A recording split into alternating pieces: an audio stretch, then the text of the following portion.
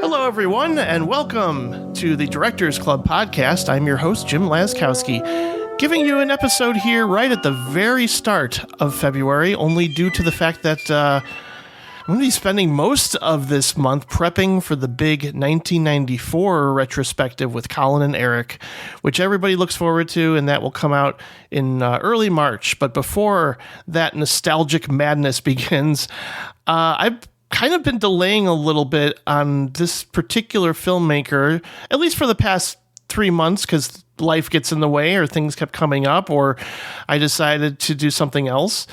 But I've delayed this long enough, and this includes my good friend and returning guest. We are both eager to discuss the work of another revered French New Wave filmmaker.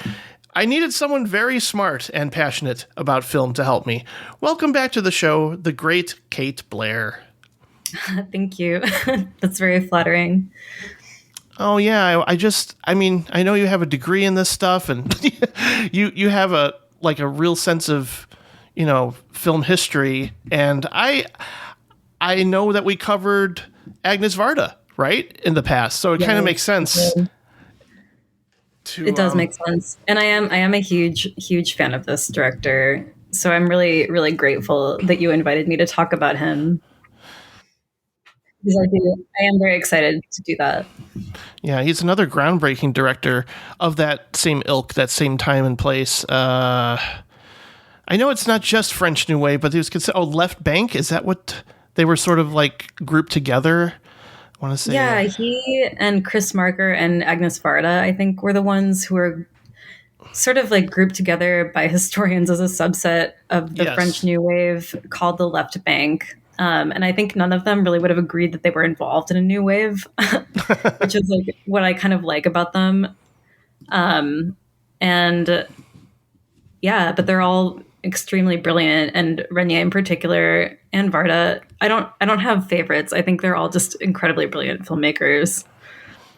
I agree. But I love that. I think if I'm remembering right, Resnais, he was an editor on Agnes Varda's La Pointe Court.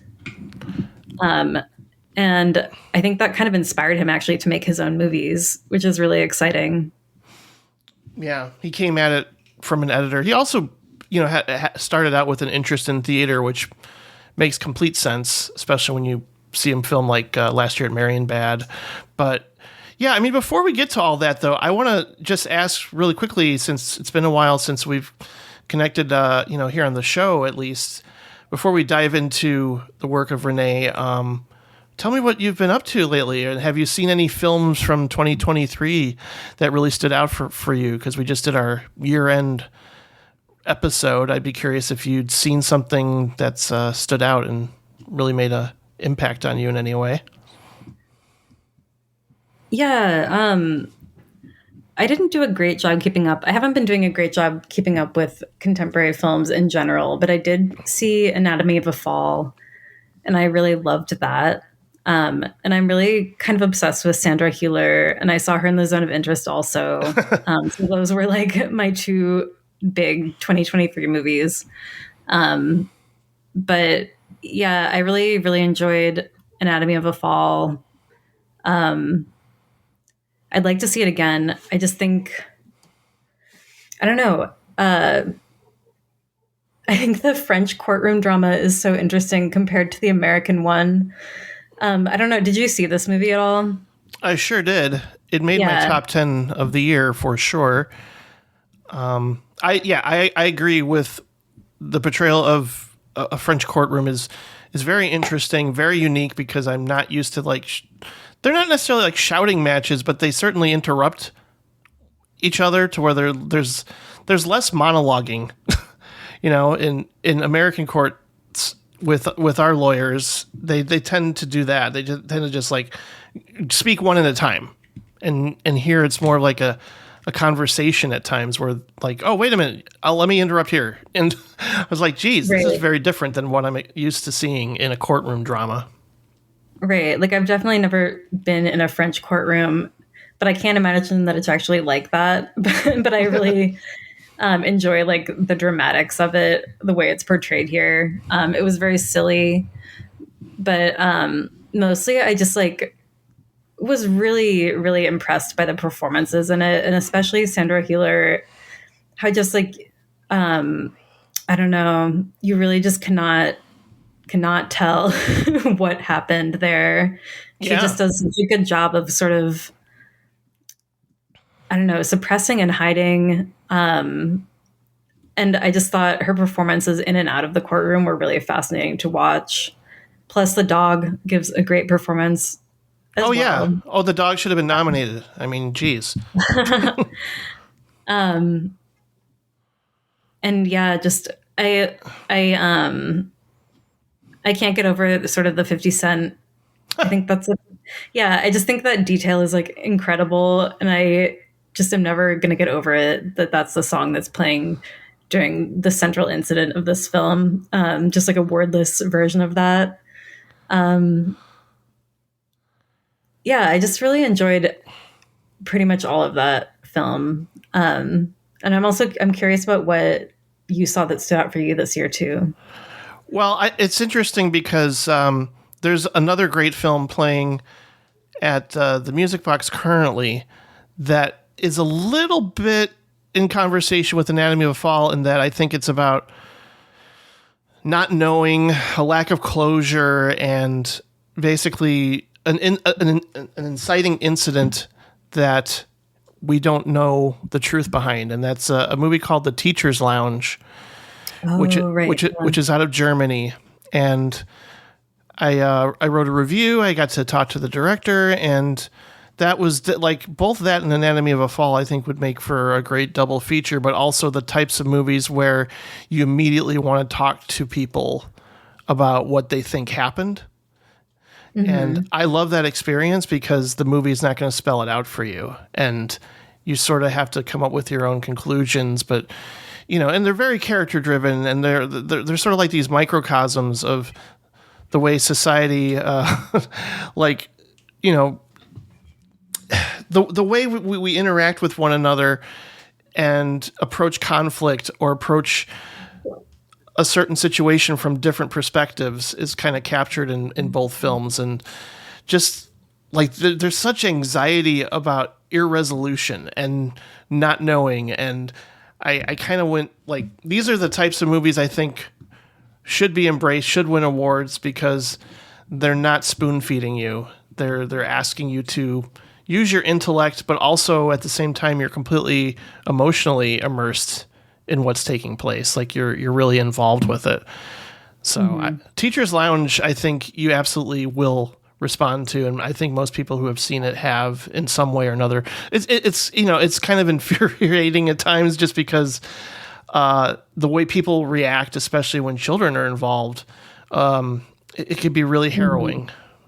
So I mean, I recommend that, especially if you're a fan of Anatomy of a Fall. But Zone of Interest is one that it made my top 20, but I'm wrestling with it still. It's, again, like a lot of movies these days, and I say this quite often, where I don't know if somebody just did like a supercut of how many times I say this on the podcast, it would probably be its own episode. But I need to see it again. Based on what, like it was just really hard to take. It was really hard to watch, and I could see not wanting to watch it again because of how it affects you. But also, it was just like there's things about it that I was kind of surprised by, and I don't know if I entirely understood on a first viewing, including. I mean, I get what happens at the end, and we don't necessarily need to go into great spoiler detail about like a certain jump ahead in time, which I thought was incredibly powerful in that film. Oh, totally. Yeah. Probably one of the best moments of the entire film, but still, just there are those night vision scenes. Yeah. Ooh, yeah. There's just like things throughout that movie, and the sound design and the score. Like, I think it is a lot like when I saw Under the Skin, in that I don't know if I entirely understood everything he's going for thematically, but like on a technical level, it's kind of incredible.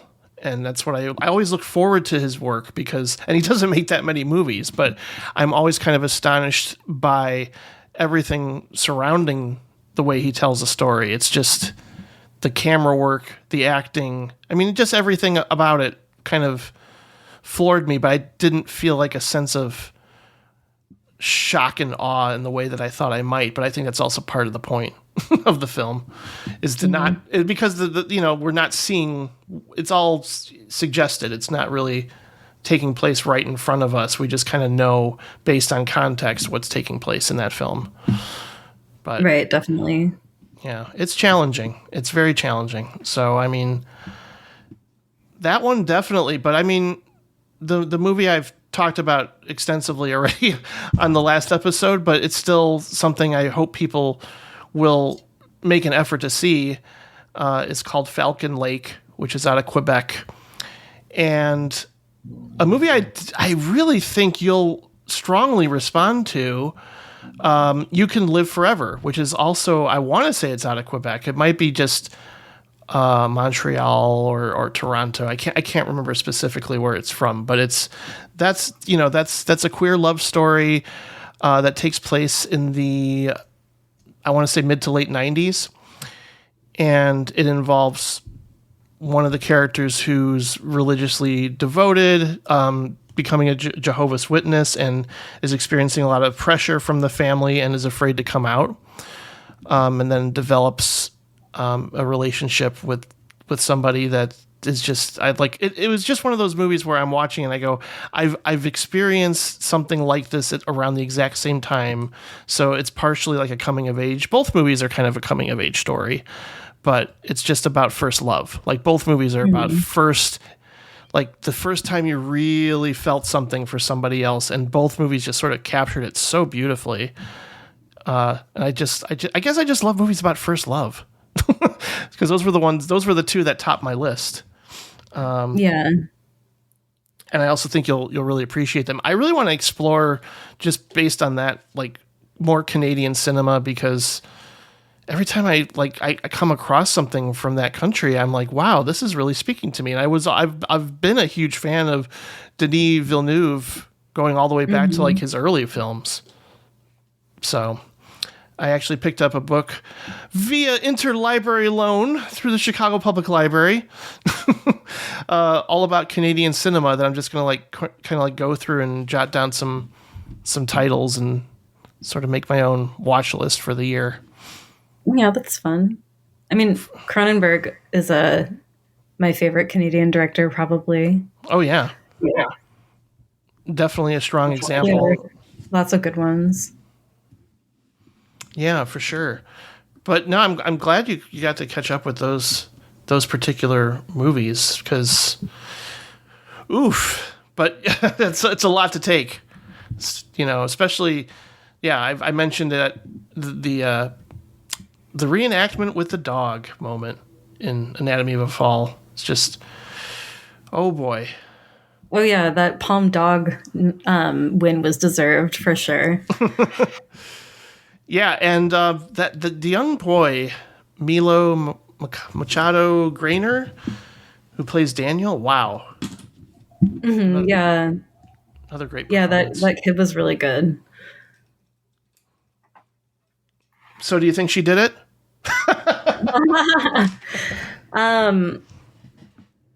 Man, I don't know. I mean, I don't.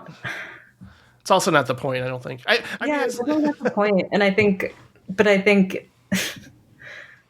I think my answer is like kind of both, and that's like how the film left me. Is it's kind of like, it was both. That's like, Yeah. I don't know. I like that answer. Also, Past Lives. Have you caught up with Past Lives? No, but I do want to see that. Yes, I can pretty much guarantee you'll love that one as well. Yeah, I've heard great things about that. Yeah, it was a pretty good year, I gotta say. Like, I mean, I think I said this in the episode, but also just there were a lot of very good movies, but I wouldn't say like there was all out and out masterpieces to make it like a stellar year for cinema where it was just like, oh my God, I can't believe we got this movie and that movie and this movie. Because we've been spoiled some years, like 1999, of course, and 2007. There's just movies like you when you see a bunch of masterpieces, it's kind of rare. So I still say it's a good year for movies when you can get a bunch of very good movies and a few of them being great movies all in one year. So yeah, it just occurred to me, everyone's doing retrospectives of 1999. Is that because it's been 25 years? Oh wow, yeah, I guess so. You're right. I hadn't thought of that, but geez. I mean, we're probably gonna get inundated now with that. I mean, we always go back 30 years to go, to do our own little retrospective. And 1994, I don't know if I would say it's an incredible year for movies because a lot of them that I've gone back to are just fine. Whereas, there's some unbelievable, groundbreaking films, and certainly the whole Forrest Gump versus Pulp Fiction debate of the time of that year was kind of interesting, and it still is really, because there are people who kind of say one is better than the other, and I have a hard time saying like I don't know, I'm weird. I love them both, so I don't know. But yeah, and that was kind of the first year too where I officially decided that I just want to see as many movies as I can because I saw Pulp Fiction.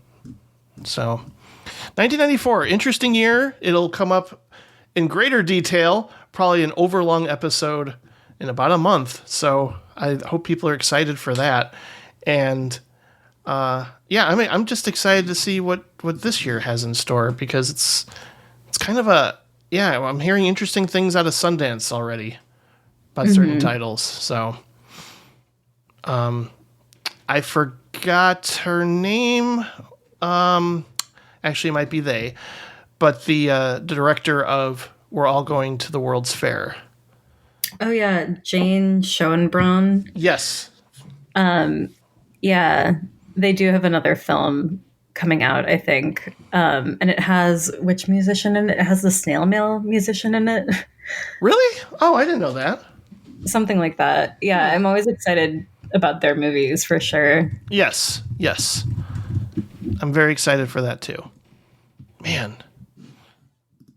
Anyway, let's go ahead and talk about the director of this episode, because we've got quite a few titles, and some of which I would say are a bit of are kind of enigmas to piece together.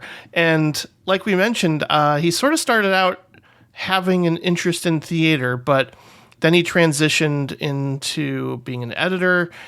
And then around like the late 40s, he kind of initiated a series of short films, all kinds of subjects, everything from Van Gogh to Pablo Picasso's painting, and a couple of other interesting things that I'll talk about later for sure.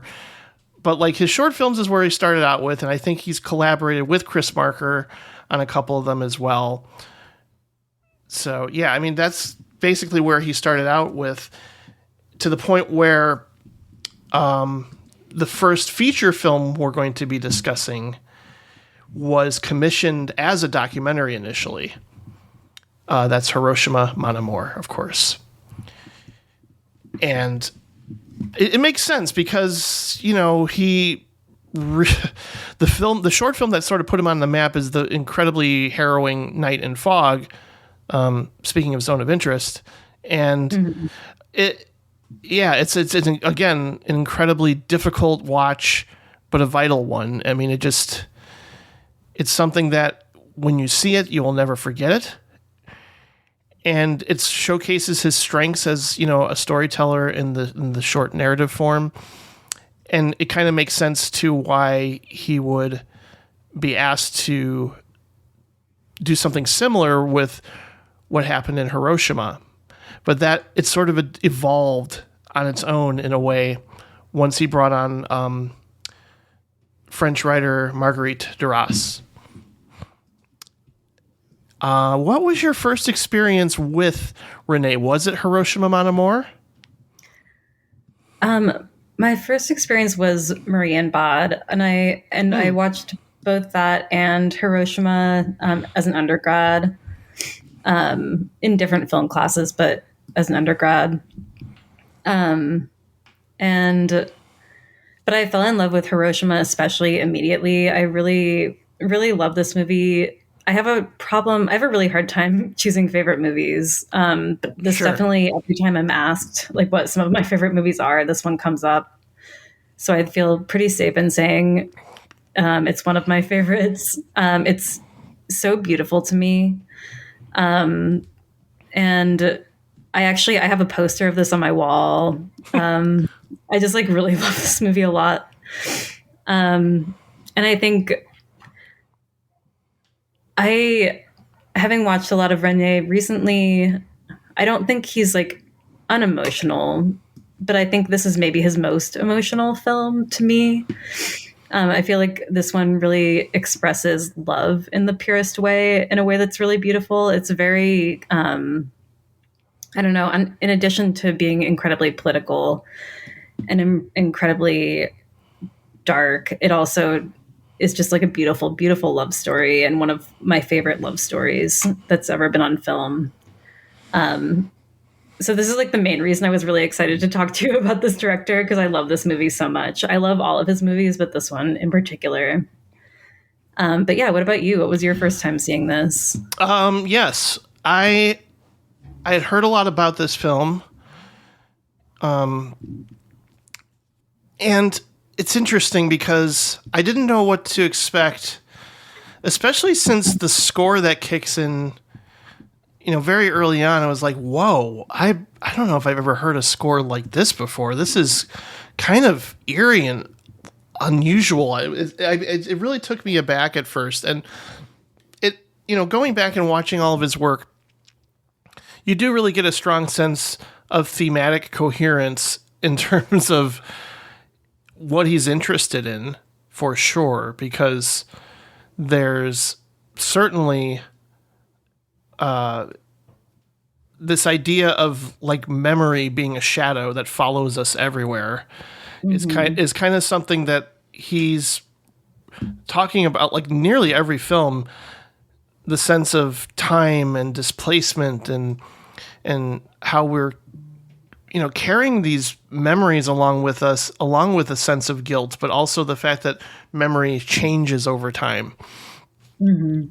So, I mean, it's interesting to revisit this movie, especially after watching a bunch of his work, because to me, you're absolutely right in that it feels like it does feel like the movie that emotion is at the center instead of just the usual thematic interests. It does feel like it's about feeling a lot, and these characters are feeling a lot. And I think almost the very first couple of lines kind of sums up a lot of his work, in that one character says, or she says, I saw everything. And he says, you saw nothing in Hiroshima. And it's sort of like the paradoxical nature of remembrance and two different perspectives from two different life experiences, but they're also intertwined together. They're also experiencing the same feelings of desire together. And it's just, it's really powerful to watch these two people, even if a lot of it is just them having conversations together. But that opening sequence is one of the most incredible things I've ever seen in a movie, period. Absolutely. Just the contrast, of course, that's kind of something that's pretty obvious when you're watching it. Just the ashes turning into dew and sweat, and just like that whole thing is just unreal. I need to see this on the big screen. I never have either. It's true. Just for that whole opening. And yeah, I mean, it just, I don't know. I don't know if it's because of having, the writer who wrote the screenplay really brings a sense of longing and loss in a way that does feel a little bit more, I guess, engaging on an emotional level than some of his other films. Like a lot of his other films to me feel like puzzles, but not necessarily like I don't feel a sense of overwhelming love going on between characters, even though it's there at times. But this one is just really about the impermanence of memory and wanting to try and keep like a sense of love, even though they've been through so much. These two people have been through a lot, and they're trying to stay in the present, but the past keeps interfering. Mm-hmm. Yeah. Yeah. It does feel like this dance between the macro level tragedy of war and their own personal traumas that they've been through. So it's just a really like complex experience, though. I mean, I get this movie, but I'm also just like amazed that it was made. I'm amazed by the choices made throughout, and it does feel like poetry and classical music, and just I feel so much watching this movie that it's kind of overwhelming to experience. It is definitely overwhelming. Yeah, but I almost feel like when I think about this movie, what I do think about is the opening sequence more so than the rest of it. I think there's just a lot happening in the opening sequence, and that shot that you talked about where they're entwined and just sort of glittering is just really encapsulates the whole experience of watching it to me. And I think, I don't know, there's something really strange going on there. And I feel like in the movie, they sort of come to encapsulate sort of their different nations. Like she kind of is like representing France and he's kind of representing Japan. And both of the like just traumas that both of those nations experienced. And the deep close-up on their bodies just makes me think sort of a map in a way, where you're just kind of like, I don't know. It's just very poetic, like you said, the whole thing. Yeah. And just, the use of flashback or just intercuts here and there, it really does feel like how I would think. Well, I mean, certainly I've experienced a form of PTSD where it's like some things will remind you, like hands. Hands is a big thing in this movie. And just like she'll be seeing her lover's hands on the bed, and then suddenly she'll immediately think back to her German lover's hands. Like little things like that are just like, ooh, they cut so deep and they feel so real. And it's yeah, I mean, I think it's one of the best movies I've ever seen about that sort of interruption of memory. Like you can't fully be present because those things are so embedded into your psyche that they almost just like the past won't let you actually be in the present in the way. And I mean, she went through so much, he went through so much, and we're sort of experiencing it in a way that I think makes the most sense, even if it is kind of disjointed at times. I mean, that's certainly true of some of his other work, where the editing is so like elliptical and oftentimes random, to where you're almost put in the mindset of somebody who's struggling to remember or struggling to be in the moment. Yeah, that's really true. I like that interpretation. Yeah, and just like how they really are trying to heal and move on, and they can't, and I think, but at the same time, there's a feeling of hope that maybe their connection will somehow make things better or more manageable for the future. I don't know. How do you feel about the ending of this movie? Because on one hand, it's like there's that moment where they're sitting like separately at first in that cafe, and some other guy is hitting on her, and it's almost like he's sort of accepting that they need to move on, and they're not going to really have a full connection, and it's never going to be fully realized. And part of me is like, that's probably how it should end, but then they end up meeting in the room together again, and they both sort of like, I don't know, summarize who they are or their characters or what they've been through by just saying like, you are this, you are Hiroshima, you are Nevers. It's kind of like interesting to suddenly call them by their cities. Like that's what they're defined by in that final moment in a way. Right. Yeah. Well, how do you feel about the ending? It is very puzzling. And just like in a lot of, oh my God, so many of his films end in a very puzzling way. Yes. I was just thinking of Wild Grass, which I just watched, which has the most puzzling ending, I think, of any of the ones that I've seen. Agreed. Yeah,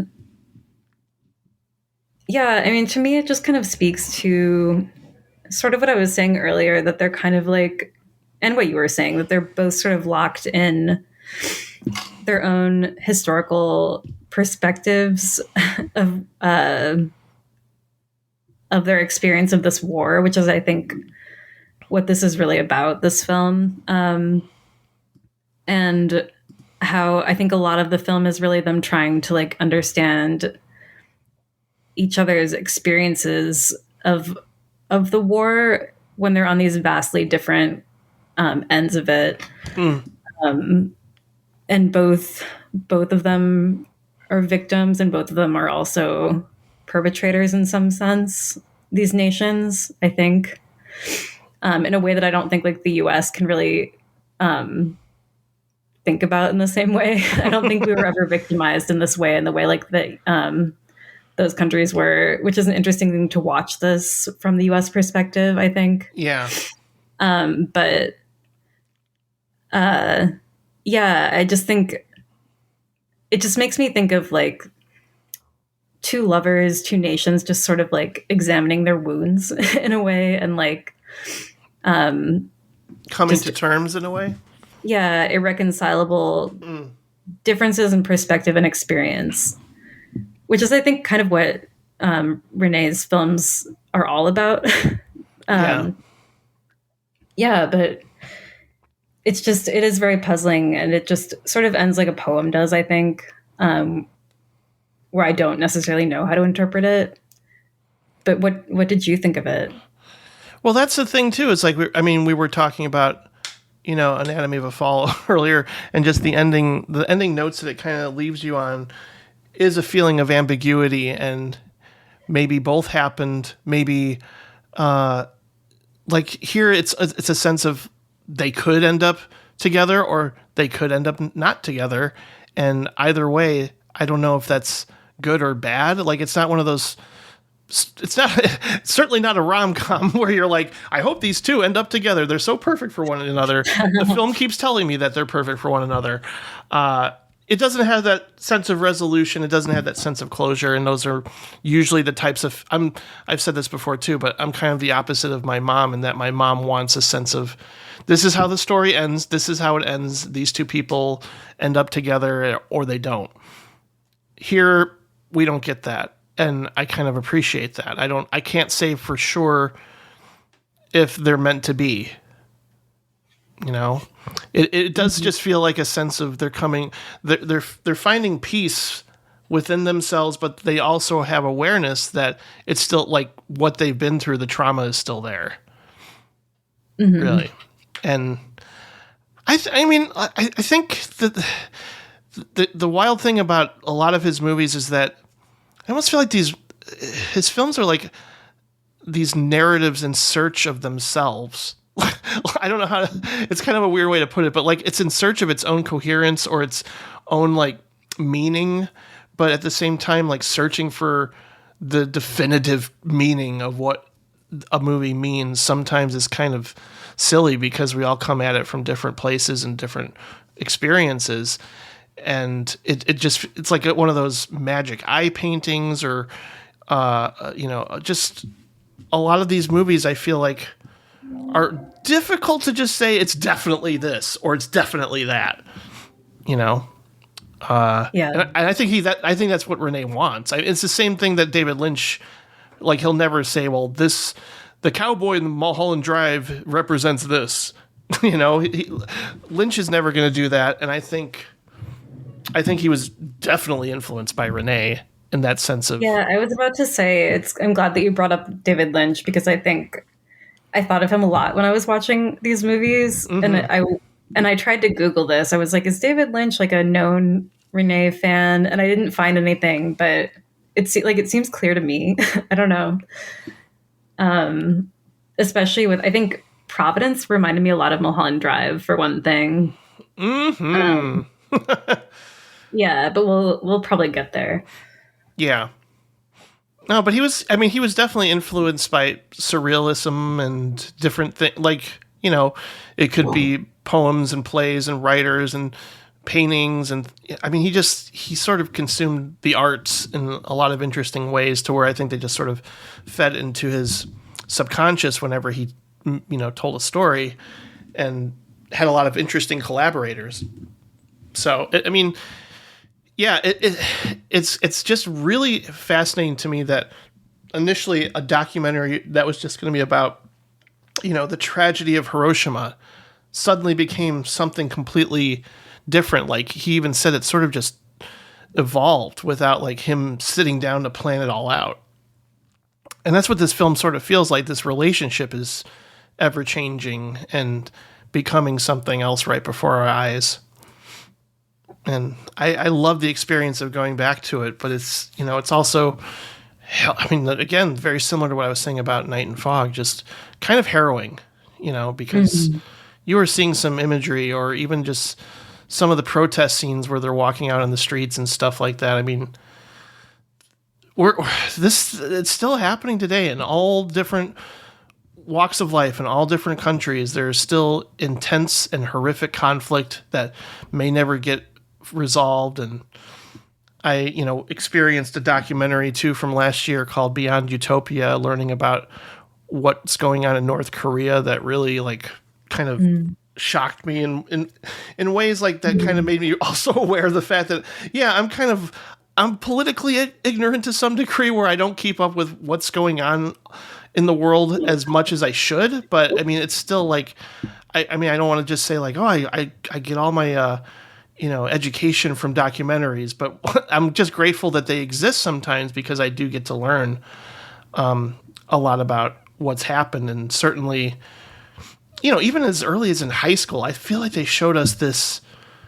I don't know if it was a made-for-TV movie about Hiroshima, where I think Pat Morita was even in it. But it was, I saw that in, I don't know if it might have even been like junior high or something, where they showed us a really devastating movie about the aftermath of what happened in Hiroshima and Nagasaki. Mm-hmm. And that all, oddly enough, ties into, what we just saw. I don't know did you catch up with Oppenheimer yet? I did not yet. Yeah. It's just interesting how this director is, and a couple of his works, like some of the things that he was interested in and tackled on that early on in his career as a, narrative storyteller or documentarian, are things that we're still thinking about to this day. The trauma, the aftermath, the things that have caused like a permanent wound on humanity. It's hard. It's really hard to go back to these movies sometimes, but at the same time, there's also just this like stunning portrayal of longing and desire in this movie too. So it's like they sort of, I don't want to say it balances out, but I almost feel like he is like trying to do that in some sense, where, there is the personal and public tragedy intertwining with this sense of real strong love and desire and connection. So it's like, There's good and bad in life.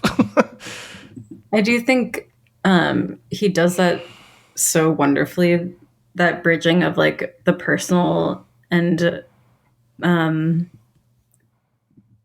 personal and political doesn't seem right, but just I guess honing in on the fact that global events happen because of individuals on some level, or just honing in on these personal connections on the backdrop of larger atrocities, and how individuals are connected to them and affected by them, I think is something I really love about Resnais as well. Yeah.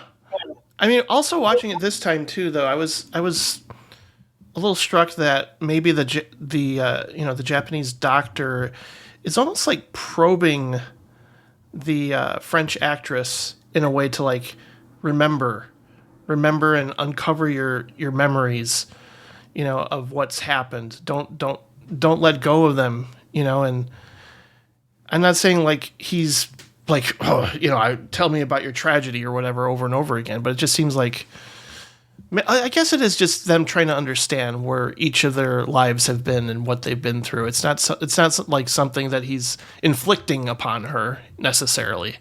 It's more just like, again, trying to come to terms, but also empathize with each other's experience because they've experienced it in different ways, I guess. Mm-hmm. Yeah. Mm-hmm.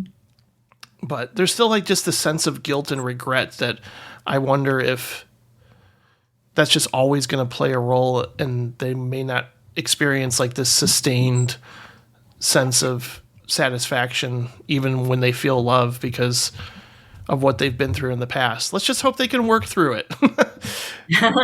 I don't know. I can't say for sure, and that's exactly what I love about the ending is it's not telling you either way. But it's a profound work of art without question. I mean, I also have a hard time just like picking an absolute favorite of his because certainly a short film that I'll just kind of like end on when we get to it. But I sent you that sort of last minute because I was like, well, it makes sense why I would love this so much. I didn't get to watch it. I'm sorry. That's okay. That's okay. Yeah. But I will. It's hard to watch everything. That's for sure. Shall we move on? Ooh. Yeah, let's move on. Okay. Oh boy. Last Night at Marienbad. Wow. Another movie that I mean, the first time I saw it, I kind of went, I maybe it's just too smart for me. I don't know if I'm going to understand it entirely until like I sort of just gave in and let it wash over me and let it and like experience it as, yeah, like I don't want to say like a fever dream, but just it does feel like a stream of consciousness dream where things are changing and not everything is making complete sense.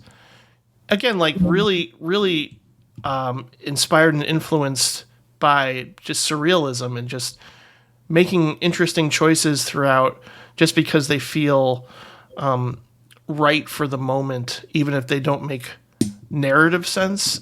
But it's also, yeah, I mean, this is our introduction to his collaboration with someone else we know and we've talked about in the past, Delphine Seyrig, who plays a woman with the letter A. That's the other thing, too, about a lot of his films. We don't always get character names.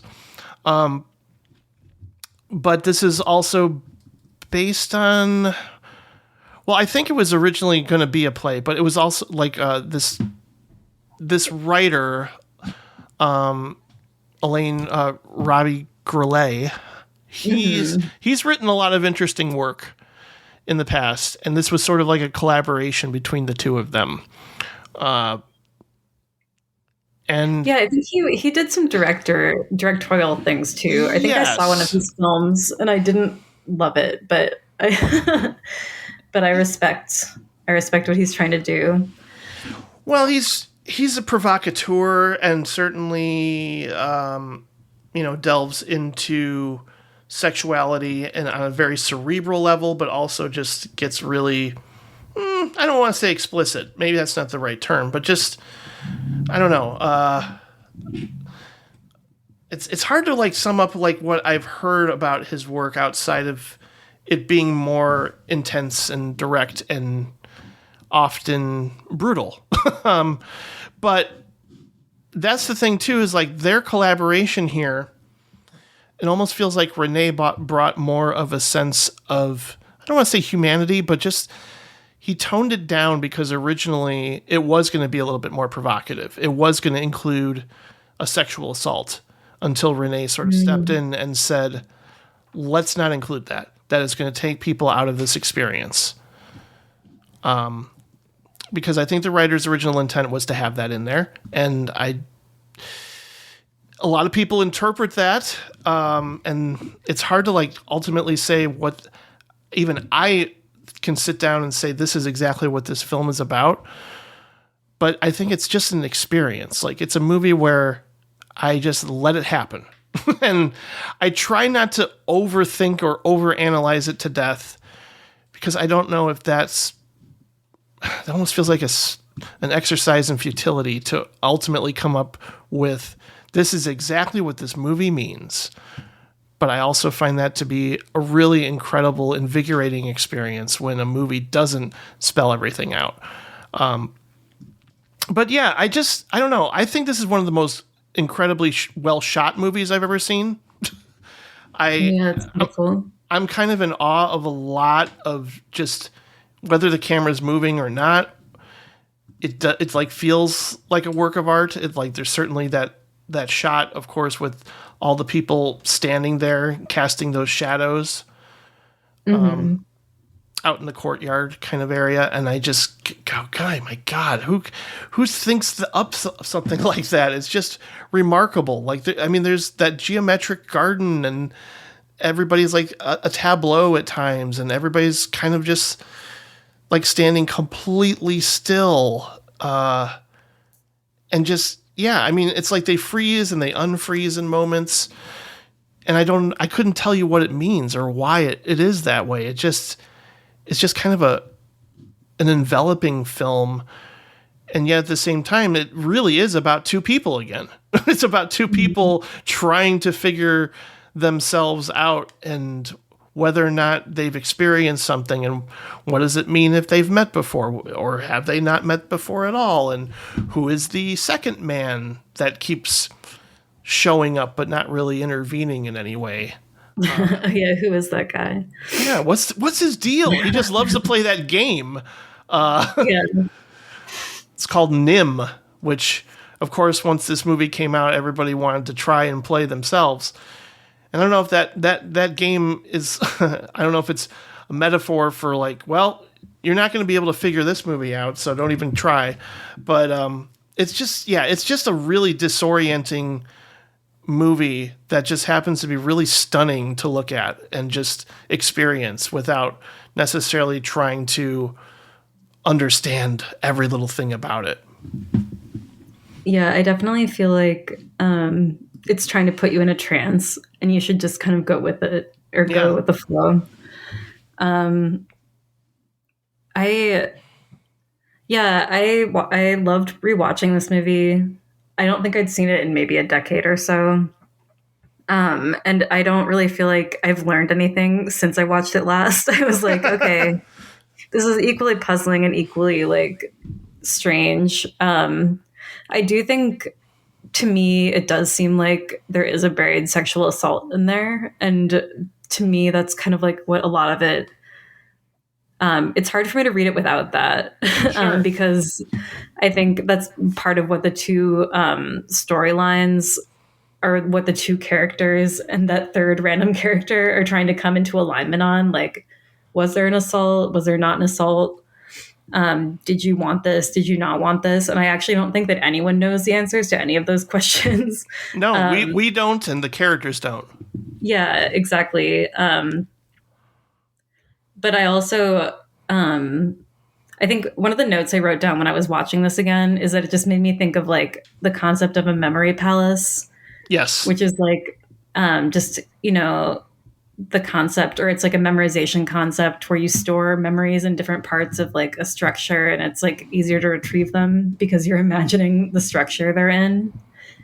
And to me, just being sort of trapped in this mansion, and they're constantly talking about, there's like this repetitive voice that's like the thick carpets that absorb sound, like the decorations from a bygone era that just gets repeated over and over again. And I feel like I'm in a malfunctioning memory palace or something, like where the things you're remembering are kind of like lost all over the place, and like you've just become lost inside of it instead of it being a guiding structure in any way. But it's just, yeah, like I said, I think giving yourself over to this confusion, I think, is one of the beautiful things about this movie. Let yourself be confused. Yeah. And don't get frustrated with it, because like even sometimes I do feel a sense of like, why am I not getting this? Why is my brain not computing what this all means? Because I think that's what we come to stories hoping for. Or we don't need that every time we watch a movie necessarily, or sit down and read a book like, oh, I have to understand what everything means. Sometimes I do feel like, oh no, what if I'm just intellectually inferior? Like this movie and like some French New Wave movies are just working on a level that I can't possibly comprehend, maybe because I am not of that time and place and culture, and that can happen with a lot of movies from other countries where it's just like there's a disconnect, I also think that Resnais just kind of like, I feel like he doesn't know what's going on either, and he kind of just leads with his gut, which I appreciate. I feel like I read an interview with him that says something like this, where he's just like, I don't know what the broad story is. Like, I just kind of like put it together, or like do it as I feel it. And I think that made me feel better to read. And I'm definitely paraphrasing. But that like, and I think that's part of why he relies on other writers, is that he's kind of like, I think his mind works in the way that like is reflected in these movies, like kind of moving all over the place. But I think that might be part of why he works with writers instead of writing his own stuff, is that he like appreciates a structure. Yeah, I don't know. Yeah, I like what you were saying about the memory palace. It does feel like a kind of like a materialization of just the process of trying to remember, and what happens when trauma informs that. Like, because, I mean, you can come at it from the perspective of the man. Maybe he's inflicted this trauma and he can't come to terms with what he's done, or he's trying to understand what happened and he can't entirely remember it. Or if we can come at it from the victim's perspective, what has she experienced and how come she can't remember it? And neither of them can come up with the correct recollection, because memory is fallible. Memory itself is just something that can't entirely be trusted. Right. Yeah. So, and this whole film sort of feels like that experience, but also just like the frustration of that, of just like, oh, I can't piece this together. And so you're a part of that experience as a viewer. Like, I can't piece together what they've been through because they can't piece together what they've been through.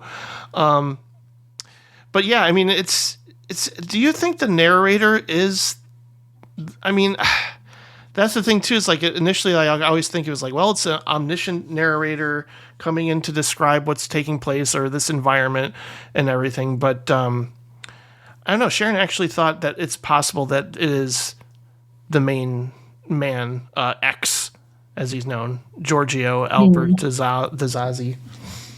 Like, he's kind of, this is like almost like his dreamscape or his memory palace trying to work through everything. Like, it's come mostly from his perspective. Which is kind of how I read it. Yeah. And I can definitely see that now, having watched it a couple of times, where it is mostly that experience. And less about trying to figure out, well, why are all those pictures there in the drawer again, and why did it, like, she get shot and now she's alive, and it's like, because we want to logically piece things together, but that's not this type of movie, you know. I mean, it is kind of an amazing experience because anybody can walk away with it with a different interpretation. Again, another movie about the fallacy of memory, and just like what happens when something may or may not have happened that keeps coming into play. And I read another interpretation that this is actually like an institution, and all these people are trying to help them work through their trauma in some way. And I guess M is like, it's like Shutter Island. Yeah, that's pretty much what I was thinking too. Yeah.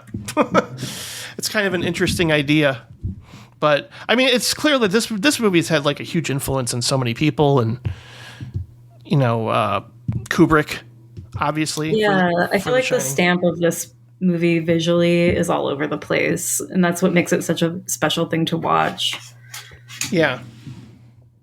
The one I think of all the time is Melancholia. I feel like the first sequence with what is the actress's name?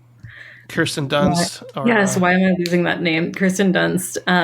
Where she has sort of a dream sequence where she's walking through a garden. It just has always reminded me of the garden in this movie. That's a good call. Yeah. Yeah.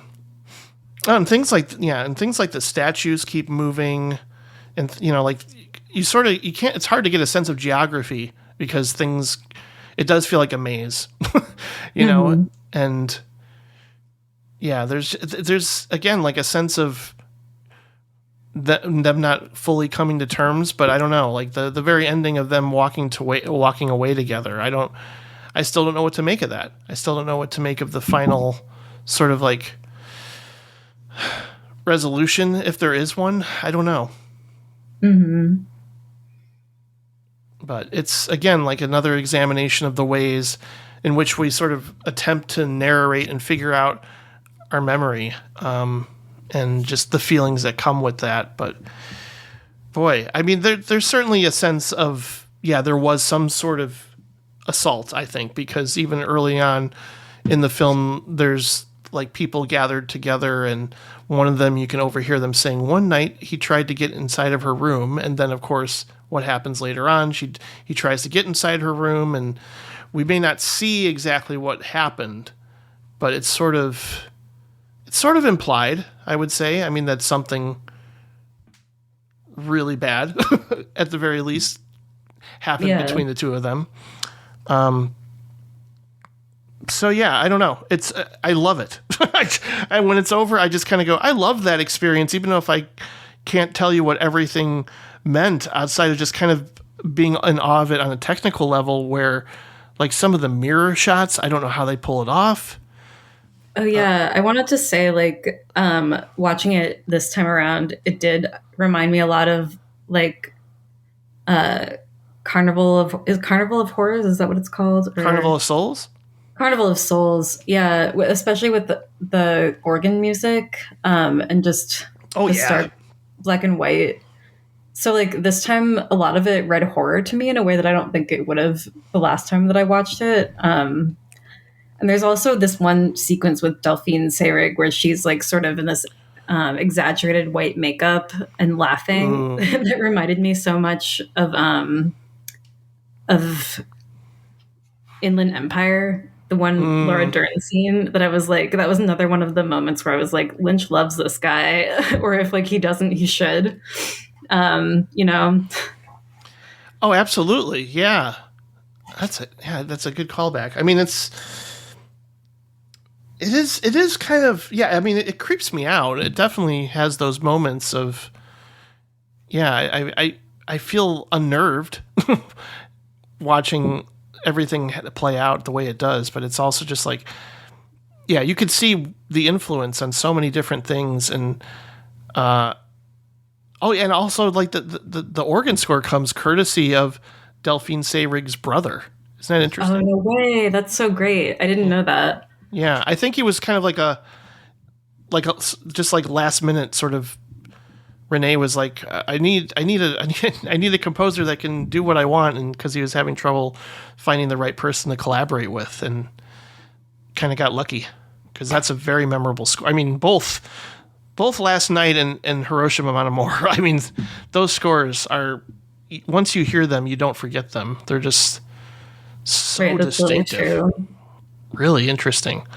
Yeah, it's just I often feel like he's really like trying to jar you awake when he's watching a movie. Like, you can't be a passive viewer experiencing his work, because he's like outright saying, hey, you got to follow this and you got to try and stick with it, because it could potentially lead you to some great experience of a work of art. And both of those movies in particular, I would say, are strong examples of French New Wave at its best.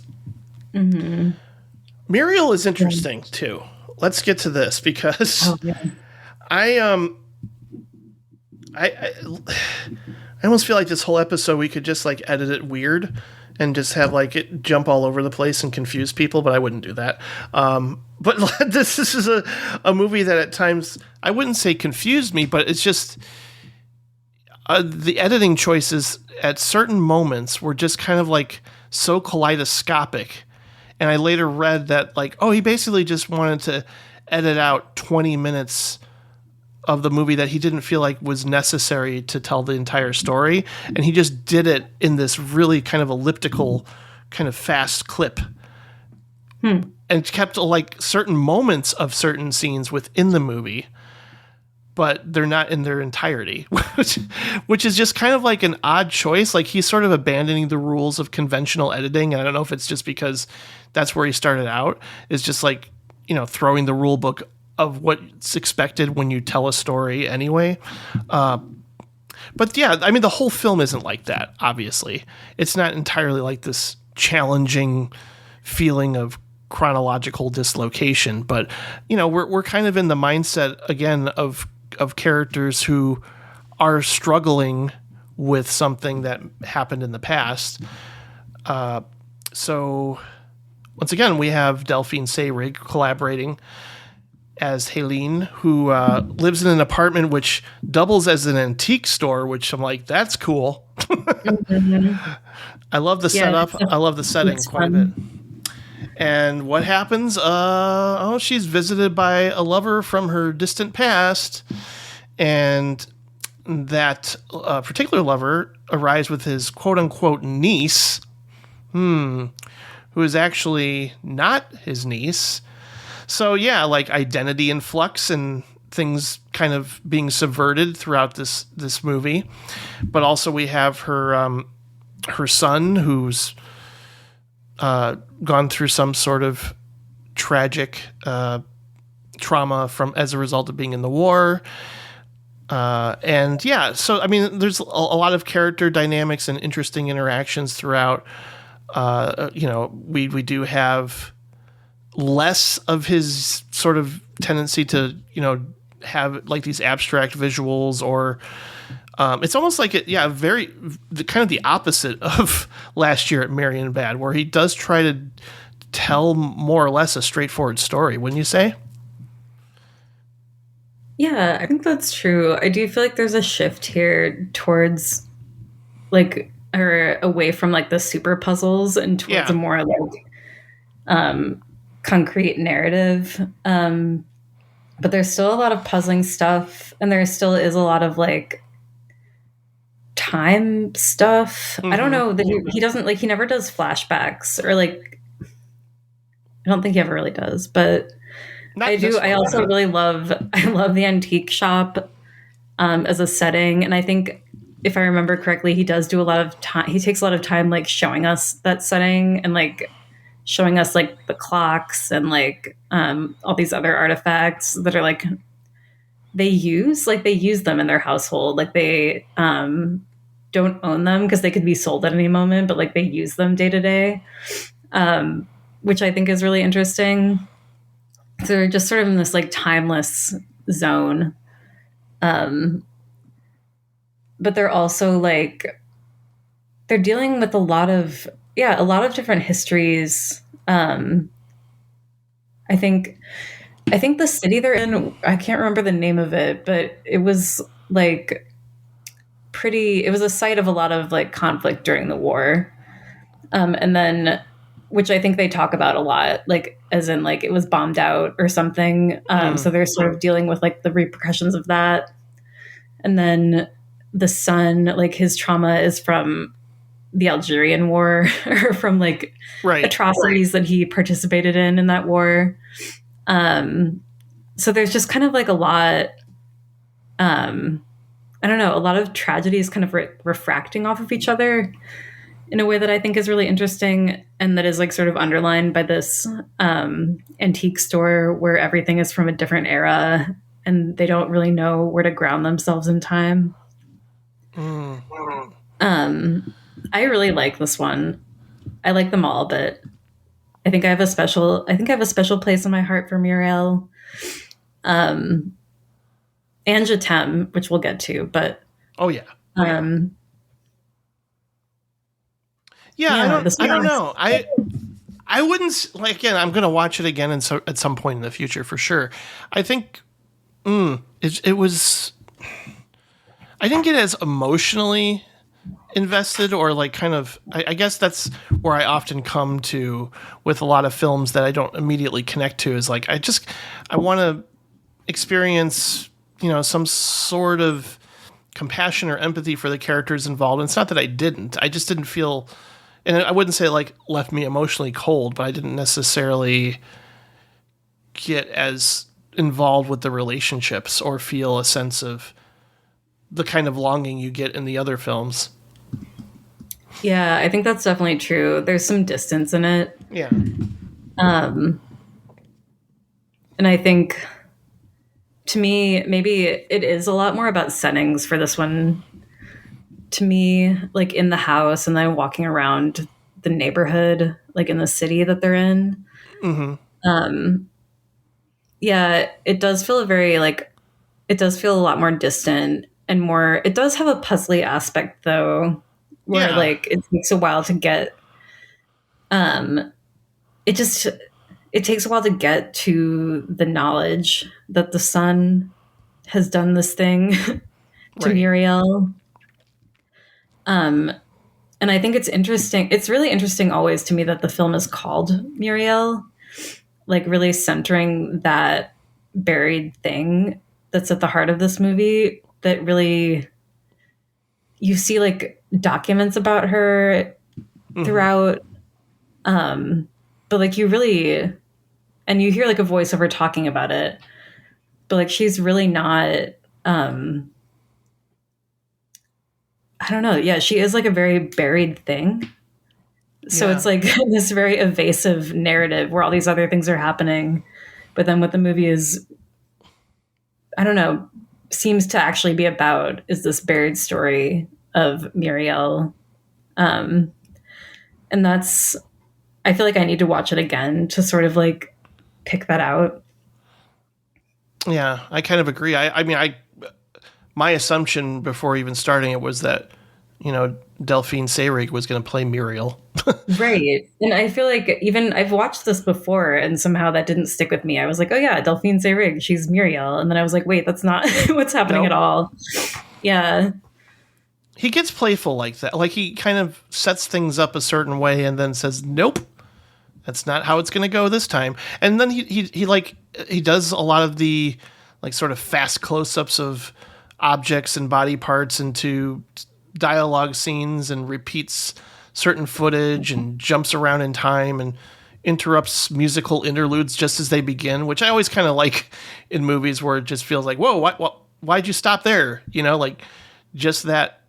I mean, again, it's like he's trying to shake us up a little bit, like shake us up and kind of make us more aware of what he's doing as a storyteller. That I guess can bug some people. Like it could take you out of the actual story without being like kind of immersed in what's taking place. But I always find like those kind of audacious choices to be interesting in of themselves, to where I don't know. Like sometimes I don't get why you make that choice or why he does what he does, but I just find the choice in of itself interesting. Including just like, yeah, Muriel's almost like just this kind of apparition haunting all the characters, whether they know it or not. Yeah. But it's, yeah, and I mean, there's the incident, a torture of that the son was involved with, and again, not necessarily has a clear indication of how things are gonna resolve themselves, either with the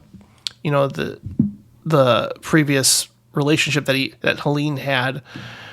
But they also have, very similar to other movies, kind of different interpretations of their own previous relationship together. It's kind of interesting how, once again, remembrance is very flawed in the way they communicate to each other and have different feelings and ideas of what's happened. But I don't know. I thought that, the final moment was, again, more of a question mark, where I forgot, I think it's Simone comes to the empty apartment and she's searching for him and he's not there, and the camera sort of follows her through the rooms until she realizes that nobody's home.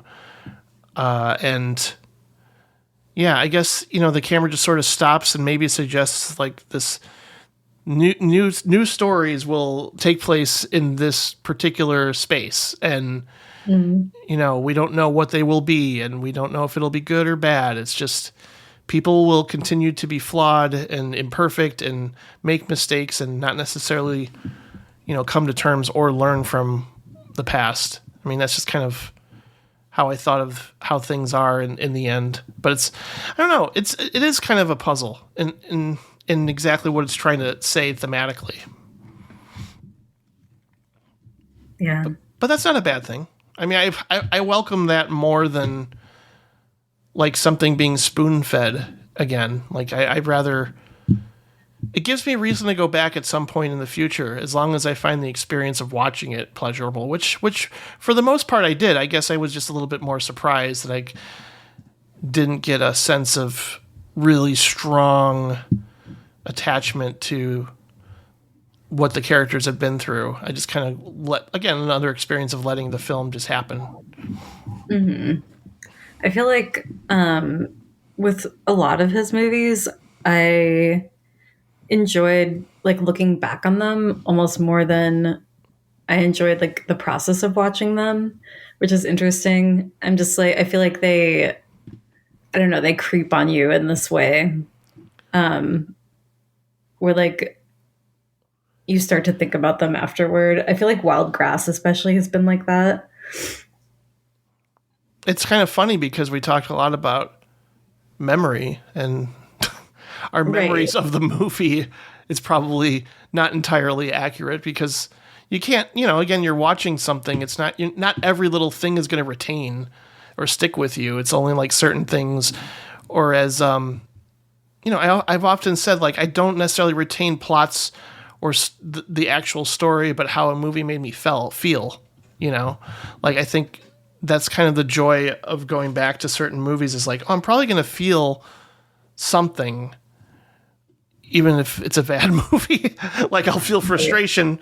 Like, it's automatically, it's guaranteed you're going to have an emotional response of some kind, even if it's indifference. I mean, that's still possible. But I don't know. I just kind of love the experience of trying to think back to certain moments or feelings that I get from his work. You're right. I like just, they may not necessarily be instant pleasure when you're watching them, but when you think about them or you process them more later on, that's kind of the joy. Yeah.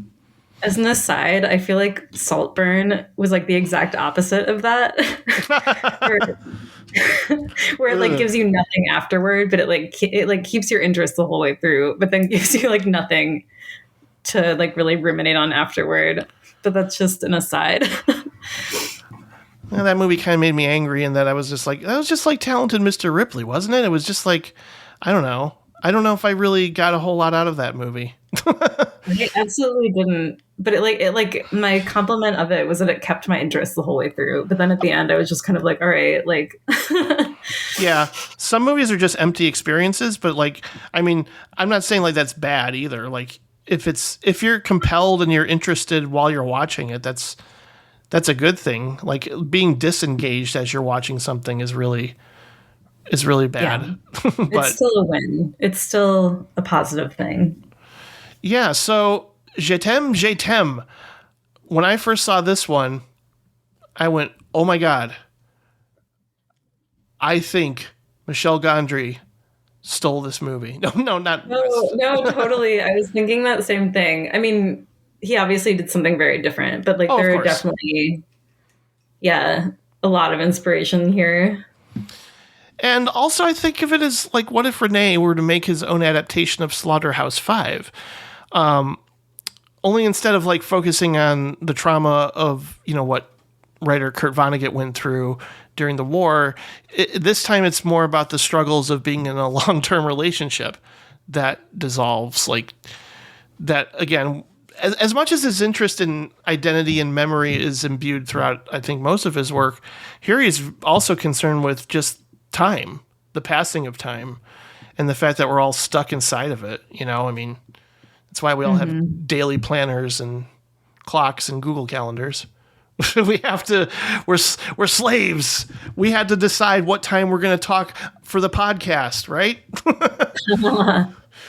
So I think that's certainly a component of what he's tackled in some of his short films, and it almost feels like it's inevitable for him to do a time travel kind of a movie, but this is more or less like science fiction, and like an out pretty much all out kind of genre for him exercise, like a genre exercise for him. Which really surprised me, and really, I kind of love this movie, almost as much as his first two. Really, I guess a lot of that is just because I like time travel movies, but it does feel personal to the point of it, like this character that we're following, he's not able to live with what he's done, and certainly not being in love anymore or feeling love anymore. It's just this non-linear impressionism that sort of flips back and forth and onto itself that I just really like experiencing, even if it's jarring or at times like caught in a loop, like he keeps ending up in that ocean, trying to like come up from the water. Like that image just keeps popping up throughout. I guess it was sort of a collaboration again with an interesting writer, Jacques Sternberg, and basically him and Resnais like fashioned this script out of 800 pages of writing that Sternberg sort of like compiled over time, like as these short fragmented scenes, and some of it was like autobiographical, which is really wild. And, I think that's also what Gondry actually asked of Kate Winslet and Jim Carrey to do too, is to incorporate like a couple of real life experiences into the film, which was, almost like therapeutic for them, but also very difficult.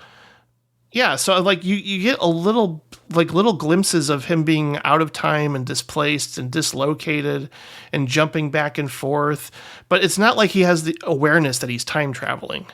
It's not like it stops and he goes, "Oh, wait a minute. We're basically like just living inside the memory and watching him play it out," as opposed to like other time travel movies where the character obviously knows that he's unstuck in time. So it's a very different kind of time travel movie in that way, in a way that I think Resnais does quite successfully. And of course, you gotta love a movie. I'd be remiss in not bringing up the fact that Catrine's proposal that mankind was created in order to take care of cats.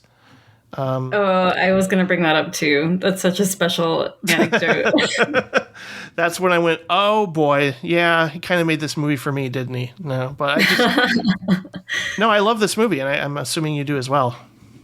Yeah, I do. I loved a lot of the same things, like obviously the monologue about the cats and how people were created to serve them.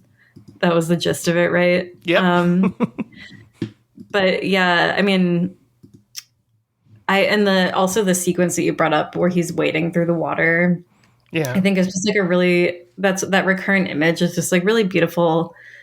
And like just sort of represents like this like being outside of time to me, because like of the way he's moving against the current and the way the shot captures that, the way he's moving against the current, it just seems like he's sort of like floating, and I just like really love that recurrent shot. But I also, yeah, I just like thought of Eternal Sunshine so much when I was watching it, especially in the scenes where his dreams start to mesh with the memory. I think he talks about this dream he has of like a woman in a bathtub, I think it is. Oh yeah, and like an office desk. Yeah. And at a certain point, like we actually see that happening. And then like at certain points, I think he even starts to talk to his girlfriend or wife about things that he sees that like weren't in the memory. And the mice that he's like that are from the research lab, he sees every once in a while. Yeah, he sees the mouse on the beach at one point and actually calls it out. It's like, hey, there's a mouse here. That's weird. Yeah. Oh, that was what I was thinking of. Yeah, he's with his girlfriend on like the beach on a blanket, and he's like, "Oh, there's a mouse," and she's like, "What?" Yeah, I think philosophically, I really like everything about this movie, and it really made me start thinking about just sort of Resnais' whole filmography and how he really thinks about cinema. I was like writing down notes. I was like, oh, like he think like cinema is time travel. I was like, no wait, like memory is time travel. No wait, like editing is time travel. And like I think like that's true in this movie, like all of those things. That he really thinks. This is when it became clear to me, even though I think he does this in all of his movies, that like he really thinks of the cinematic apparatus and the brain very like analogously. Is that the word? He just, I think, recognizes the way that cinema has changed the human memory in a way, in that like I think if you've seen a lot of movies. Oh, my cat just hopped up here. Well, you know, he's a big fan of this movie for obvious reasons. But I think in terms of like an art that is closest to the way that the human mind works, I definitely think Resnais was like, well, that's cinema. And so let's see like what we can do with this comparison. And I feel like that's what this movie is really about. And I appreciate that a lot. It just like not like outside of plot and everything, of which it's like pretty slim. I just felt like in a lot of ways I was like, oh, this is the clearest articulation I think in a movie of how like the mind works, or at least how my mind works, or like when I'm daydreaming or dreaming. I just think it's a really interesting document of just like psychology in a way that like I really love. And I mean, it's an experience like all of his movies, but it also just like really makes you think. And I think when I say Resnais' movies are like a puzzle, I think they really activate you in that way, where you can't just totally be passive. You have to be kind of constructing. And I don't know if that's always constructive or not, but yeah, you have to be an active participant in the experience and just sort of, I mean, subjectivity is also something I think he's fascinated by, and just like how it's kind of overwhelming. You know, there's pleasures and there's dangers that come with just the personal experience and what you bring to a movie or to another person. I mean, I think that's also what this movie is about, is like bringing yourself into the life of another person, and how it's often contradictory, or how it's often paradoxical, or just like, I feel this way, you don't feel this way, but let's try and make it work. And sometimes that works out and sometimes it doesn't. And sometimes people can get past their differences and work through them, and sometimes they can't.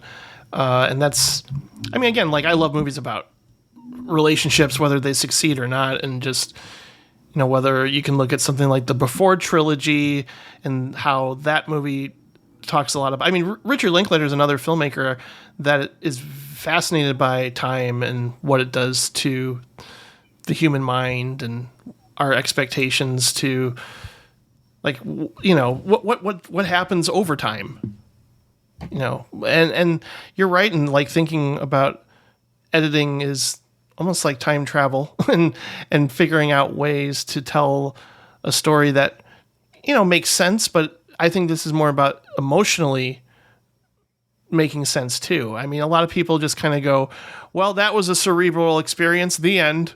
But I don't know. I do feel, I mean, he's not always, this guy is not easy to sympathize with at times. He often finds her sort of like neediness and vulnerability a little bit confining. And that's, he can be a dick, but I mean, like, a lot of people can be too. Like, a lot of people have these selfish moments, but, ultimately he can't change anything. And this is also a movie where it's clear that there isn't a clear sense of closure at the very end. I mean, I guess one could like say that, like, oh, he's dead, but I don't think so, right? Like, he's like, that's the thing too. It jumps around, and I kind of get a little confused by what exactly happens at the end outside of my own interpretation of, like, well, the very last shot is the mouse trapped inside there, so that's basically him. He's still trapped inside time. Like, there's no coming back, right? Mm-hmm. Yeah. That's the sense I get, yeah. Yeah. Because, like, it's a perpetual state. Like, it's basically like an experiment that didn't work, and it's unfortunate for him, but I don't know. This is a really interesting movie, and you put it in a very interesting context of it being about something more than just like a failed relationship that, he gets to relive and try to figure out in some way. Because even some people say, like, oh, the very ending of Eternal Sunshine just means, like, it's not like hopeful necessarily. Like, they're going to keep repeating the same mistakes. That's why there's that shot of them kind of like in a loop at the very end of the movie.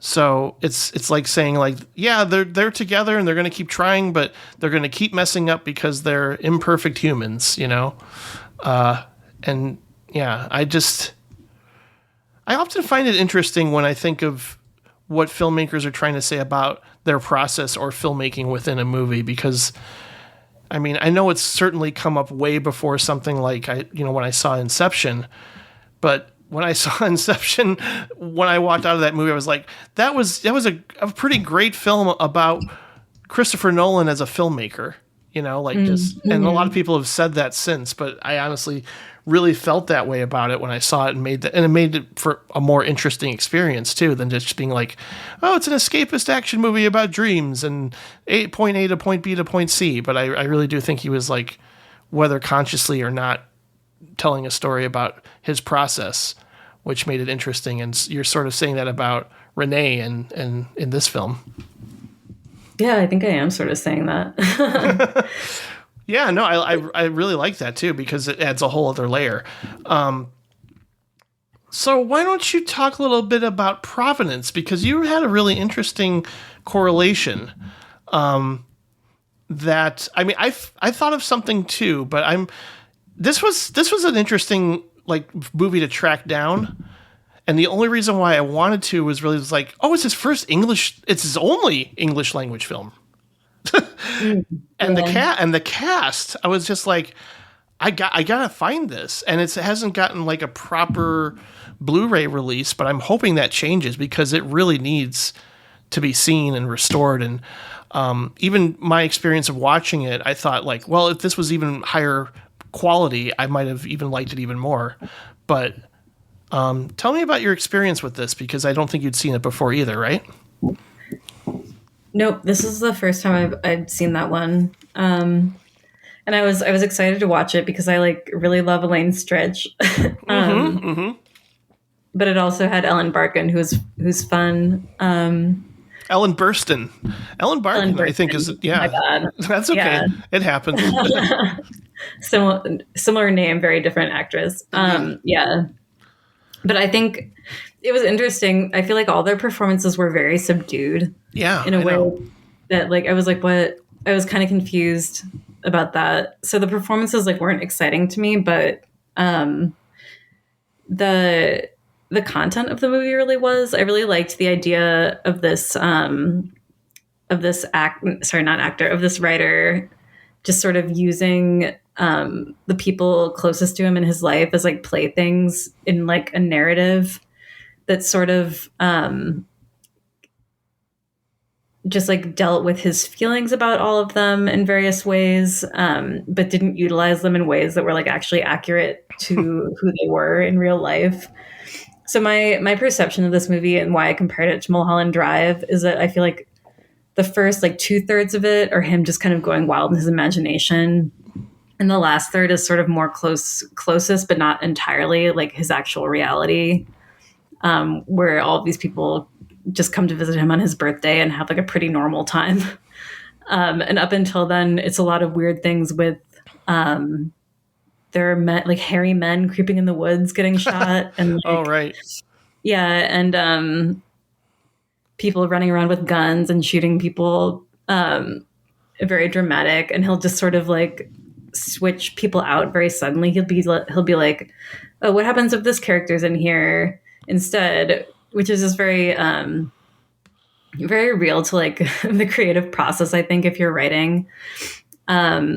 And so I really enjoyed that. And I just really enjoy anything that's sort of about art, which I felt like this movie was just sort of about narrative making. Yeah. And I really enjoyed the way he talked about that. And it was very dreamy. And yeah, I felt like I saw a lot of David Lynch in there. But especially with the way that the first part is very strange and playful. And the second part is like kind of more realistic, maybe. But yeah, that was how I felt about it. Yeah.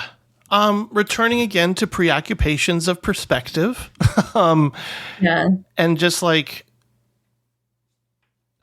see, sometimes I agree, and have said this before too, but, you know, in the film adaptation, Brian Cox plays Robert McKee and says, don't use voiceover narration. It's such a crutch, you know? And sometimes like that's something that Resnais does throughout a lot of his work. And it doesn't really bother me. No, I like it because it, I just feel like it calls attention to sort of like, it's just another voice in this like plurality of voices that are sort of sometimes like contrasting with what we're actually seeing. So I kind of like it when he uses the voiceover. Yeah. Yeah. And here I think it serves a valuable purpose for us to get inside the writer's head and his creative process. And yeah, it makes it more sense. I mean, it feels a little bit more traditional and not as visually ambitious, which is kind of what surprised me the most, to where I was that is true. I was kind of like, it reminded me a little bit of The Singing Detective, the Dennis Potter miniseries, to where I thought, oh, this right. It does have sort of a made for TV kind of visual look. Yeah, and that's kind of why I was like, I don't know if I would get a different feeling or experience seeing this like restored or something, because it's not Last Year at Marienbad or another like film that's more playful with its visual palette, I guess you could say. But I mean, it's interesting, and I certainly was engaged by it. And I certainly thought, like, just the concept of watching, this aging writer lying in bed trying to work through, the story, and like his perspectives of his own family are very different than what we get when we finally see them towards the end. It's kind of like, it's weird that like in his head, like there's all this tension and conflict and questions about everyone's relationship, and you're right in saying like a lot of the acting here is far more subdued than I would expect. Like again, Yeah, I guess it was like, if you're gonna have Elaine Stritch, like really use her, but yeah, or Dirk Bogarde from. Oh yeah, actually he does pretty well though. He's pretty flamboyant. Yeah, no, he's very good, and it's kind of interesting because I forgot which like special feature I was watching that said that this Joseph Losey movie with Dirk Bogarde called Accident is hugely inspired by Resnais. So now I'm like, oh great, I gotta add that to my watch list because I love Dirk Bogarde in now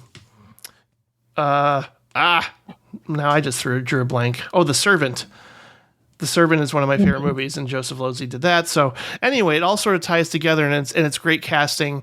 But yeah, I was expecting a little bit more from Ellen Burstyn, to be honest.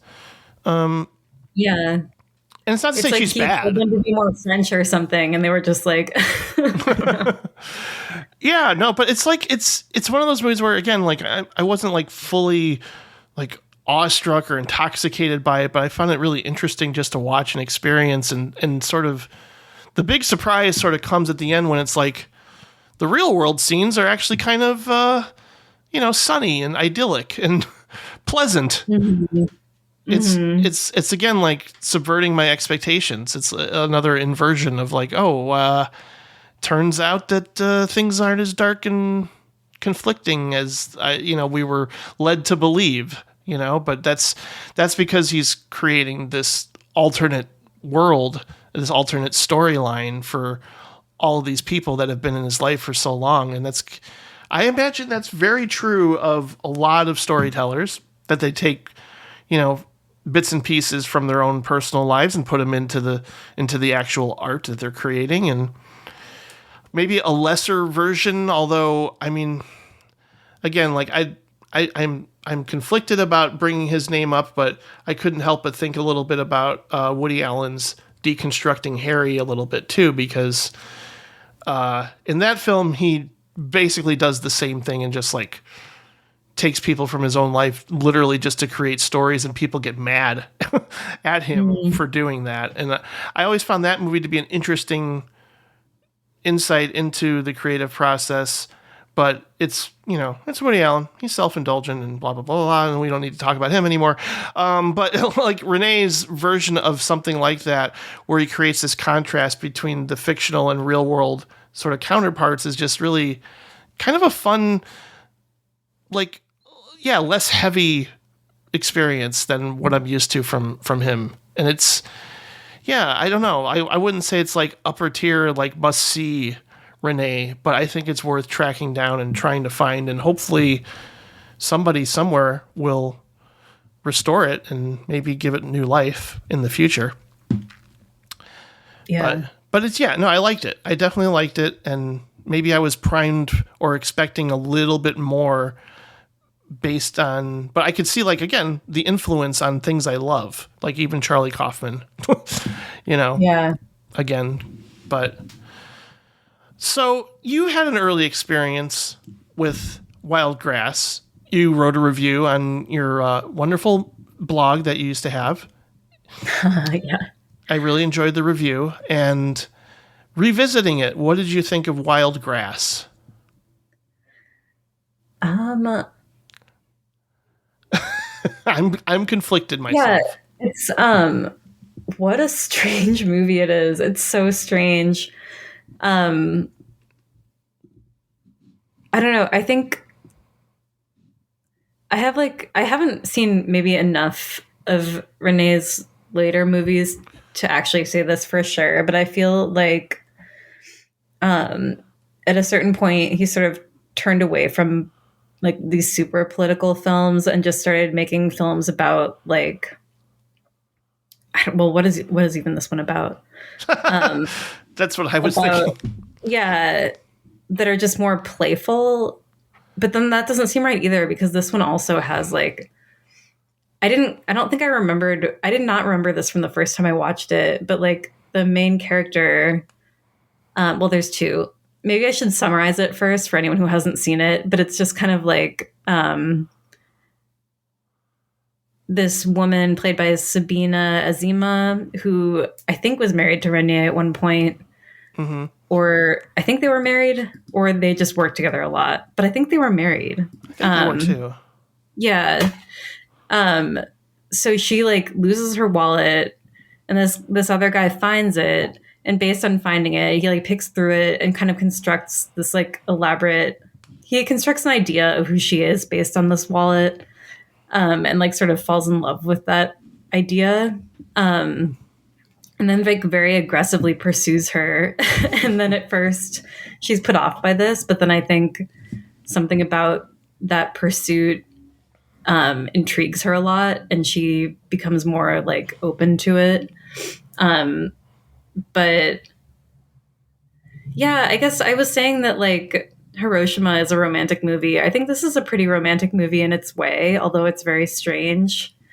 And there's like just lots of like little details in it that like kind of come up and then disappear, which I think is fascinating. Like where the Georges, I think is the guy's name, who finds the wallet.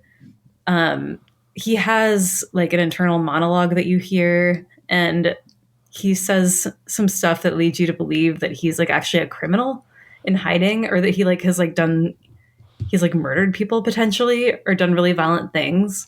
But this like comes up for like a brief moment and disappears, and you never hear about it again, which I think is like kind of amazing, because it really makes you wonder about what's going on with this relationship. But like, I don't know, there's still like a strong eroticism between the two protagonists, I think, that I respond to a lot. Sure. And it's very strange. I don't know. I recommend seeing it for anyone who hasn't. It's like one of his last movies. And I needed to talk about this, that his last 4 films, I think, were scored by Mark Snow, because it turns out that Resnais was an X-Files fan, which I love. And I think that's like really important to know. But yeah, that also makes the mood of this film very strange, that it's scored by Mark Snow. So it's very supernatural seeming to me, because I'm so kind of like entrenched in the X-Files as a cultural phenomenon. Yeah. I'm curious about your thoughts about it. Was this your first time seeing it, or had you seen it before? Yeah, it was my first time seeing it. And speaking of Mark Snow, I was remiss in not bringing up that Christophe Penderecki did the score for Je t'aime, and that's a really great score and an incredible composer. But yeah, and also I'd be remiss in not mentioning the fact there's a lot of, I wouldn't say a lot, but like 7 or 8 movies in between Providence and Wild Grass that I either didn't see because I didn't hear good things, or they were just hard to find. But at some point, yeah, I would be curious to track more of his work down. But the ones I kind of handpicked here felt like, I would say, the more essential ones that at least stood out, or at least I read were like, oh, these are interesting, you should check them out. Not to say that the other ones aren't, but you're absolutely right in that it's almost like he lightened up with age. And like got more playful and embraced like a dark comedic side, as opposed to like just, I mean, Je t'aime isn't necessarily like so bleak, but his early work definitely is, for good reason, because that's the point in time and what the stories he was trying to tell. But with something like Wild Grass, I was a little perplexed in what was happening, where things were going, why people were doing what they were doing. And that's often happened in like Godard films, where I'm just like, why did they make that choice? Okay, why is this happening? Again, it could just be an experience of like, I just have to go with this and not question, like, why is this character doing this, or why is suddenly, he is being, like, thought of or get privy to the fact that he might be a murderer, and that doesn't fall in line with everything else that came before it. But I didn't follow every plot point, but I also think that's beside the point of a lot of his work. This is kind of his take on like a Curb Your Enthusiasm episode, because he was a big fan of Larry David, believe it or not. Like, oh, that doesn't surprise me. That's fun. yeah, I know. It's just kind of unexpected, to say the least, when I sat down to watch this, where, like, even just the slow motion of the purse, I was like, oh, that's kind of whimsical. Like, I mean, just like little things throughout this movie, I thought, well, that was an interesting decision, or the stuck zipper, or Oh my god. I mean, I guess I just most of the time I'm watching this with a question mark over my head, but that wasn't I wasn't unengaged by it, or I wasn't like not enjoying it. I just kind of went, I don't know how I feel about this. It's like sometimes he treats movies like jazz, where I don't know if he knows exactly where it's going to end up, or the right key that it's in, or something. Like, it's just kind of moving as it like he sort of finds the movie as it goes on, and we're just expected to go with it, even if we can't necessarily find a central thesis or a theme that we're supposed to hold on to. I did feel like it was a little meandering, and again, hard to make sense of character intentions. But I also have to admit, like, you mentioned the very end of this movie, where I was like, why did you end that way? But I loved it anyway, where we just have that random farmer's daughter who we see for the first time, and just asking, Mommy, when I'm a cat, will I be able to eat cat munchies? I'm like, what? That's the final shot. That's the final line of this movie. I mean, it's kind of like nonsensical, but I don't know. Like, sometimes intentional weirdness that feels disjointed, it can be still fun and interesting. And even if I don't know what the purpose of this story ultimately is, I mean, you do bring up the fact that there is like a sense of longing and desire between the two people here, even if it's not necessarily fully realized. I just think that's there. Like, there's a sense of romance, even if it's kind of like an awkward one. So that's there for sure. But like, there's also just at times the 20th Century Fox fanfare shows up. Like, I don't know if he's making a commentary about, just romantic comedies in cinema or something. Like just like at one point, like, I think they might even be like embracing, and then suddenly we hear the 20th Century Fox theme out of nowhere, and I'm kind of like, what? Okay, that's kind of fun and playful and weird and interesting. I didn't miss that, but that's really funny. Yeah, it is strange. I don't know, because it's like a stalker movie too. I don't know what to make of it. I'll watch it again at some point, but I don't know if I fully got it. Right. And then there's a whole like title, which every once in a while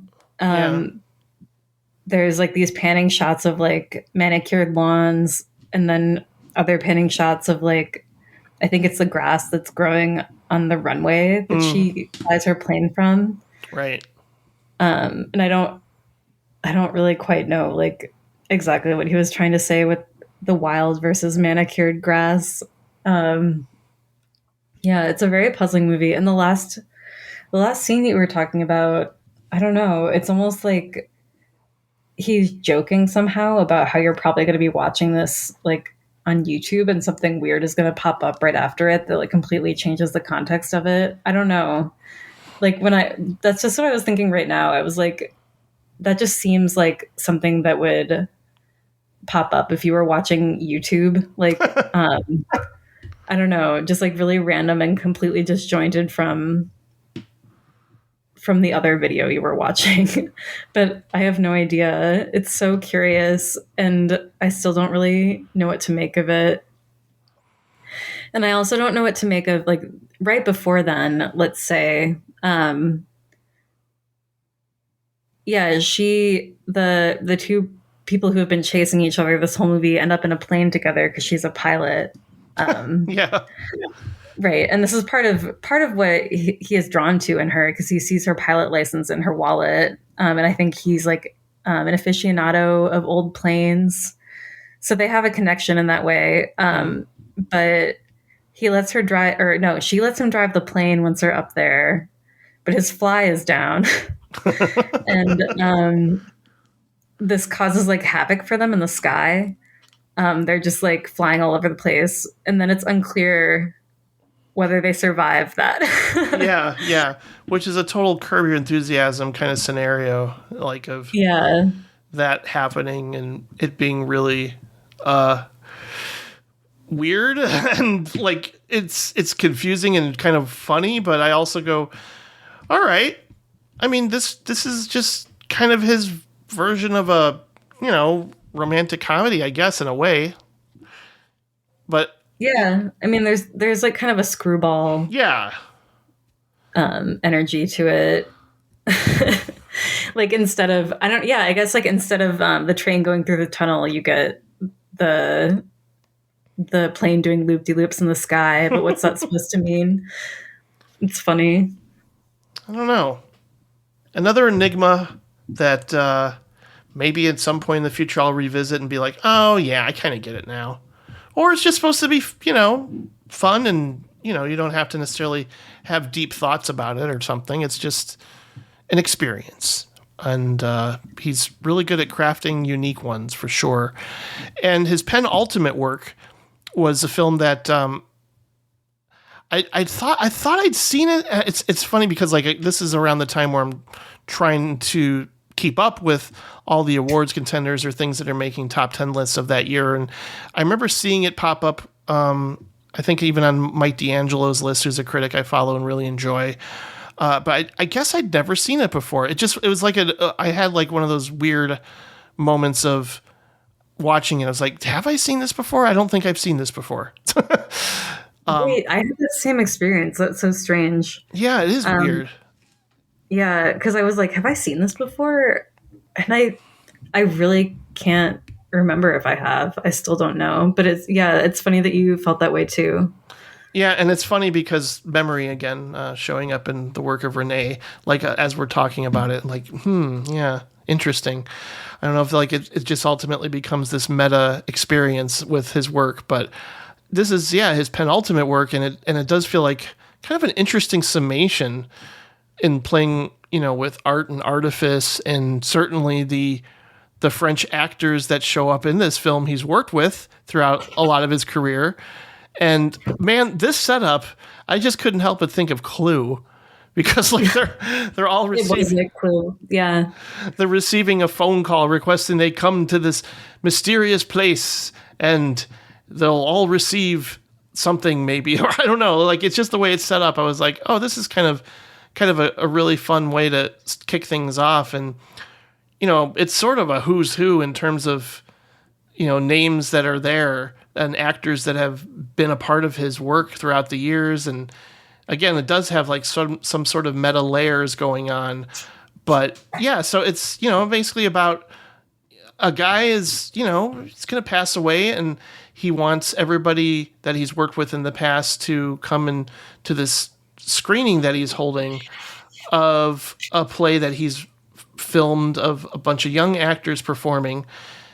And it's again, like with Resnais, it does sort of harken back to probably his earliest experiences working in theater or having an avid interest in theater. And then during the actual screening taking place, everybody watching this film, watching the film on the screen, gosh, this sounds like I'm confusing myself at this point, but they're all sort of overwhelmed by what they're seeing, that they start to perform it together in the space that they're in.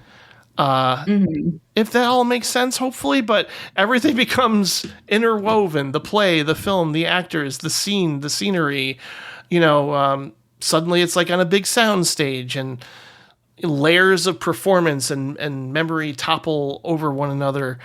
And yeah, I think it's really like a fun, interesting exercise that I don't know if I would call it essential Resnais, but it's just, I kind of enjoyed the experience of watching all these actors get excited about performing again. You know, I think that's kind of the joy of this movie. In a way, it's like Resnais's take on Vanya on 42nd Street, the Louis Malle film. So it's, you know, like for those who love theater and French cinema, this is almost like a beautiful marriage in a really interesting way that I found mostly just kind of a fun experience, even if it's not like deep or profound in the way like his early work is. I almost feel like he just got kind of got lighter and I don't want to say less intellectual as he got older, but just like this is kind of more of him embracing what he loves about storytelling and the many layers and different things that can take place. Yeah, I think his interest in performance is like a thing that is it's there in all of his work, but this one felt like the most like of all the one I'd seen just kind of like about performance. And it was thought provoking. I also thought I was like, I didn't need as much of it as there was. It was like, this could have been a little shorter. And I think I agree with that. Yeah, totally. It didn't as much out of it. Yeah. Yeah. But I did appreciate it a lot. I appreciated that like he had in one movie, like 3 different people playing each part. There were like the people playing it on the screen that they're watching. And then like 2 different actors playing each part who are watching it. And it just kind of flowed between all of them. And it did make me think a lot about like what a character is and like how a character becomes real through different means, like whether you're reading it or saying it out loud, and just like the different qualities that all the performers brought to that character. And it was like, I think it was good that, I don't know if it was, is this a real play? I know it's based on the Greek myth, but I don't know if the play itself. I don't know. Yeah, I don't know. Real. It's a good question. But I think I appreciated that it was based on a Greek myth that's pretty well known, so that you don't have to like reach too much to like understand what they're talking about.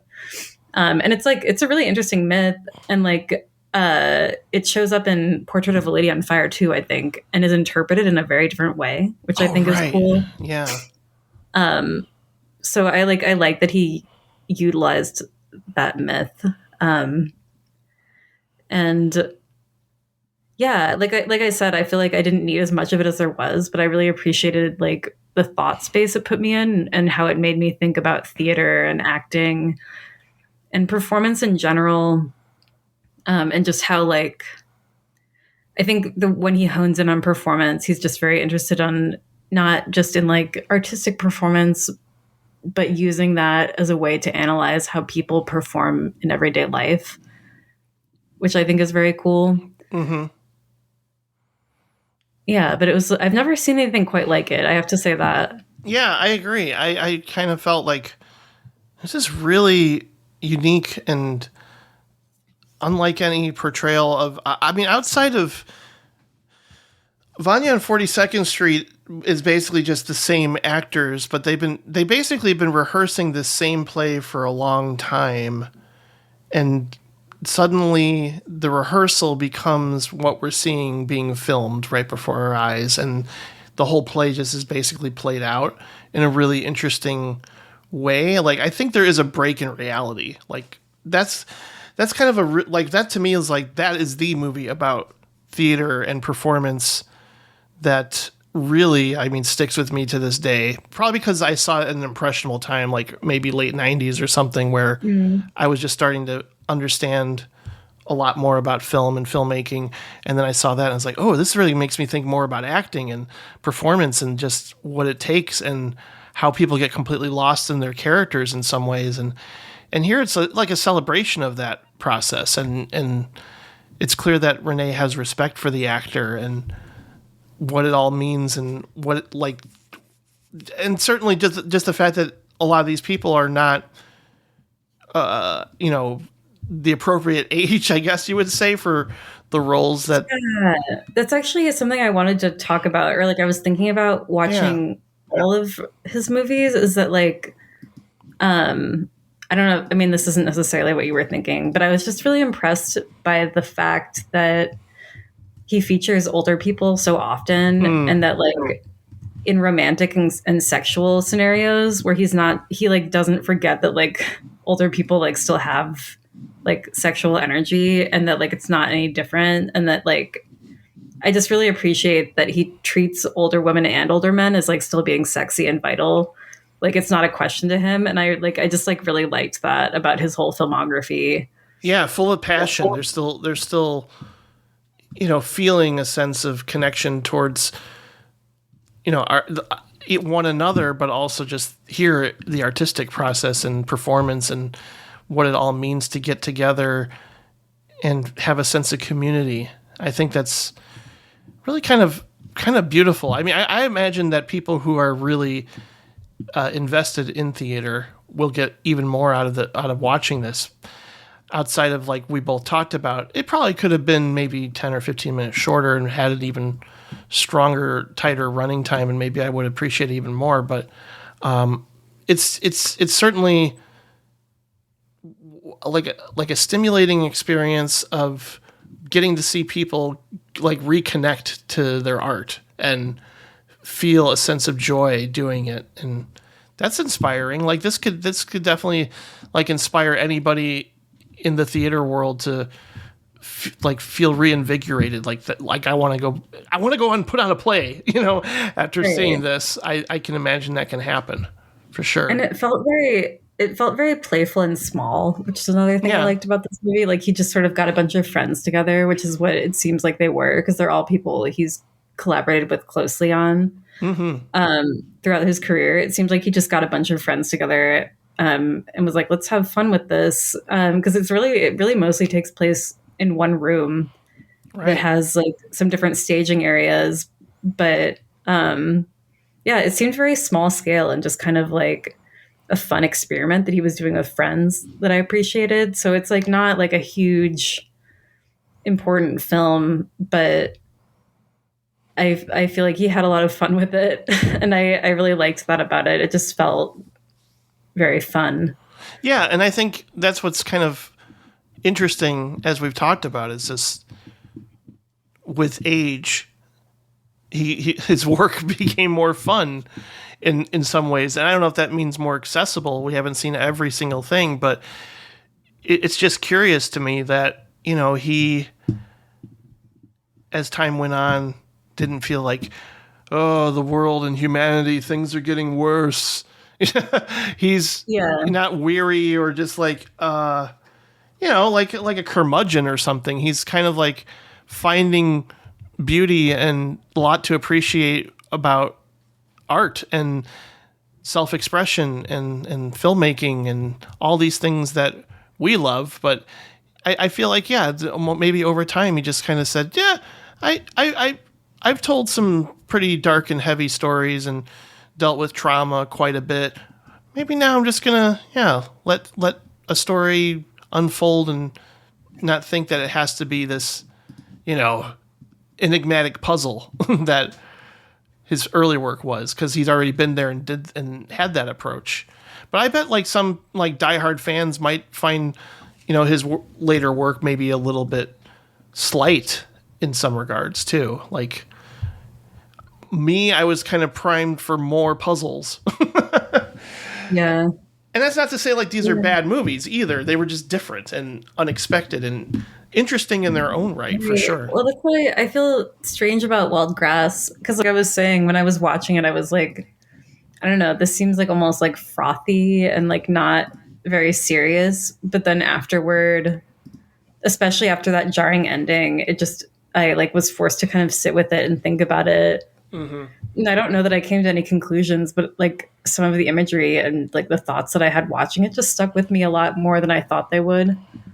And the same with Providence and really all of them. But I just think, Yeah, I think he was still very serious and very intellectual, and just sort of started focusing on like maybe just like more about what art does instead of focusing on like history and trauma. Like maybe he'd gotten that out of his system a little bit.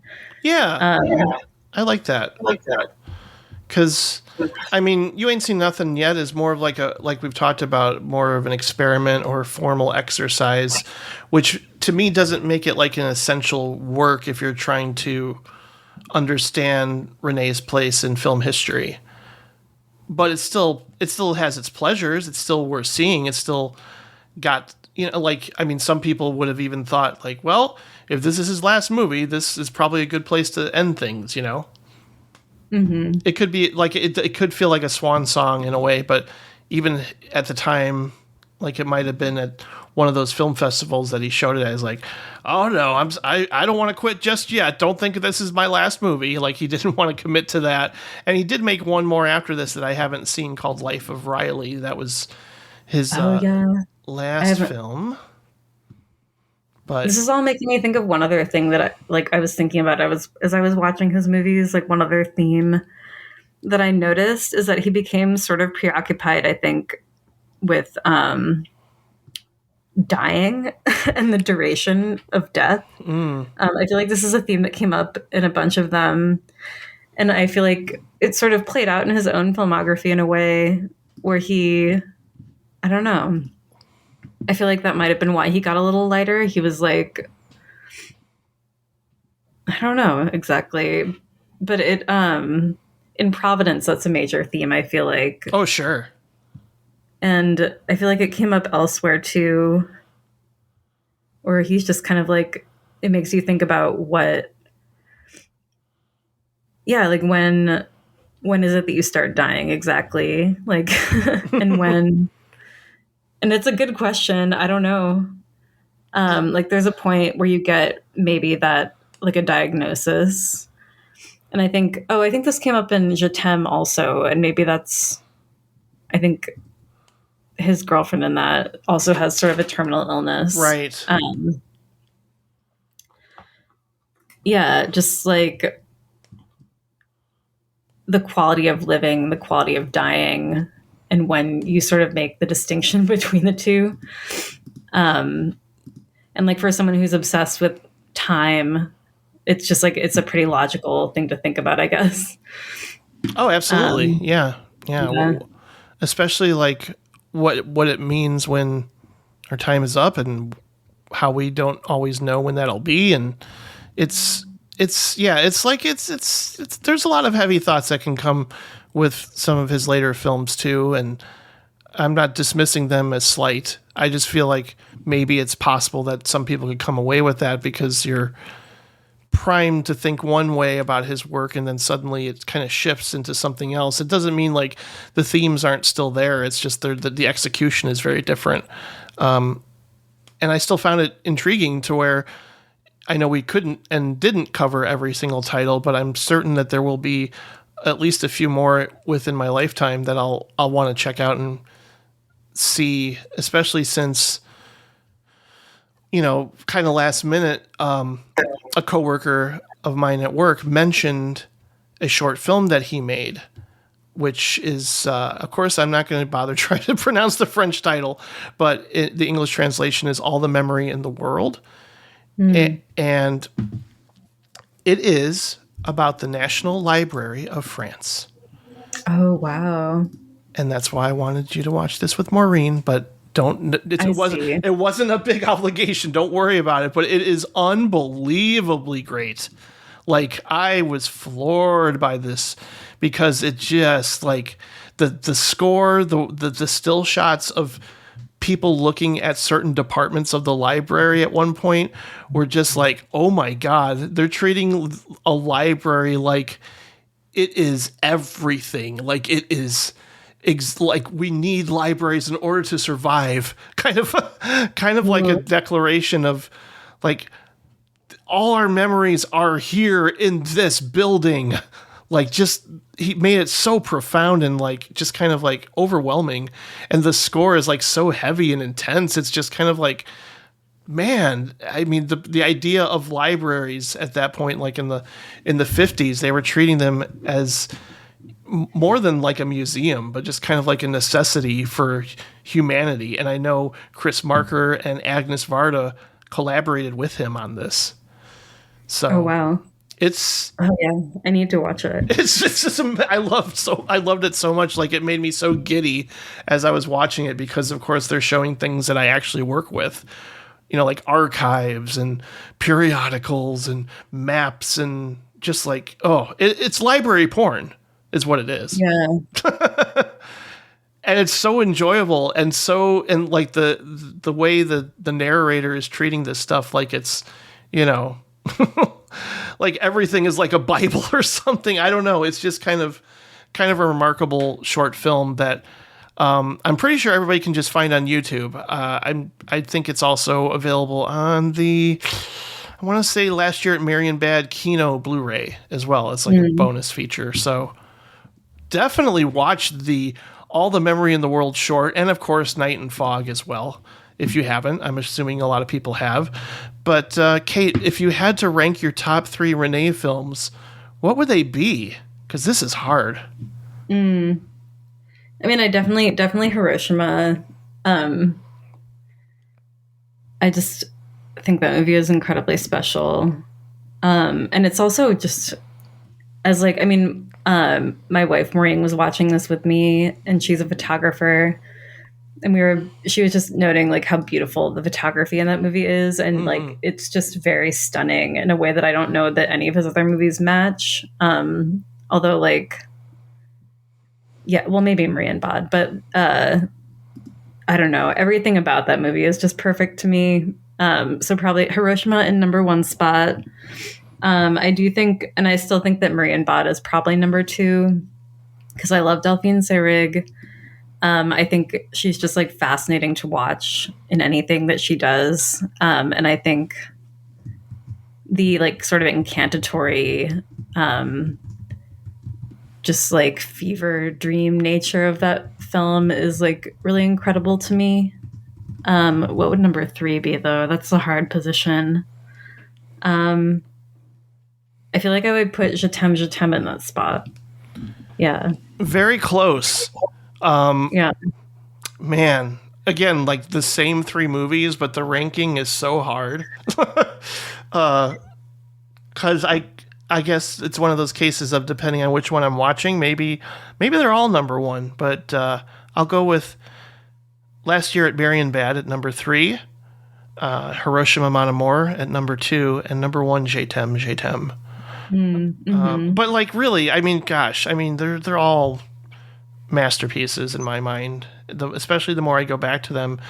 And I think maybe Je t'aime was just like the biggest surprise when I first saw it, in that like I instantly loved it, and I instantly felt a lot while watching it, and certainly like just loved the structure of it. And I think time travel is fascinating, and it does, as we were talking about it more and more too, I was just like, yeah, it does sort of like, it does feel like an encapsulation of his process and the way he thinks, and all the things I love about film and filmmaking kind of wrapped up into one. But gosh, what a filmmaker. Good Lord. Yeah. I really appreciated diving into Resnais, because I feel like he says a lot of the same things from movie to movie, but Sure. He honestly does it very differently from movie to movie. Like he's really trying to figure out like the best way to say it, or like try to find all the different ways to say it through his medium. And it's just very fun to like hang out with him as a director, and just like, I don't know, it's like reading essays in a way where it's all just very thought provoking. And it just, I don't think he identified it as an auteur really. But no, he actually didn't. I saw like a quick little interview where he's like, yeah, yeah, he didn't, which I respect, but I definitely appreciate the perspective, and just his like certain preoccupations, which I guess I love him because those are also my preoccupations. I think I'm very interested in history and memory and how those things map onto people, individual people, and also like societies, and how human emotions play out onto all of that. Because that's like where it all starts, I think, is just human emotion. And so I think he's just a fabulous director and like a brilliant director for really the way he addresses those themes, and the way he understands cinema as a medium is just very, very special. I would concur 100%. I just, again, I like filmmakers that are more about the feeling and not necessarily like, oh, this story has to make sense or everything has to flow together from point A to point B to point C.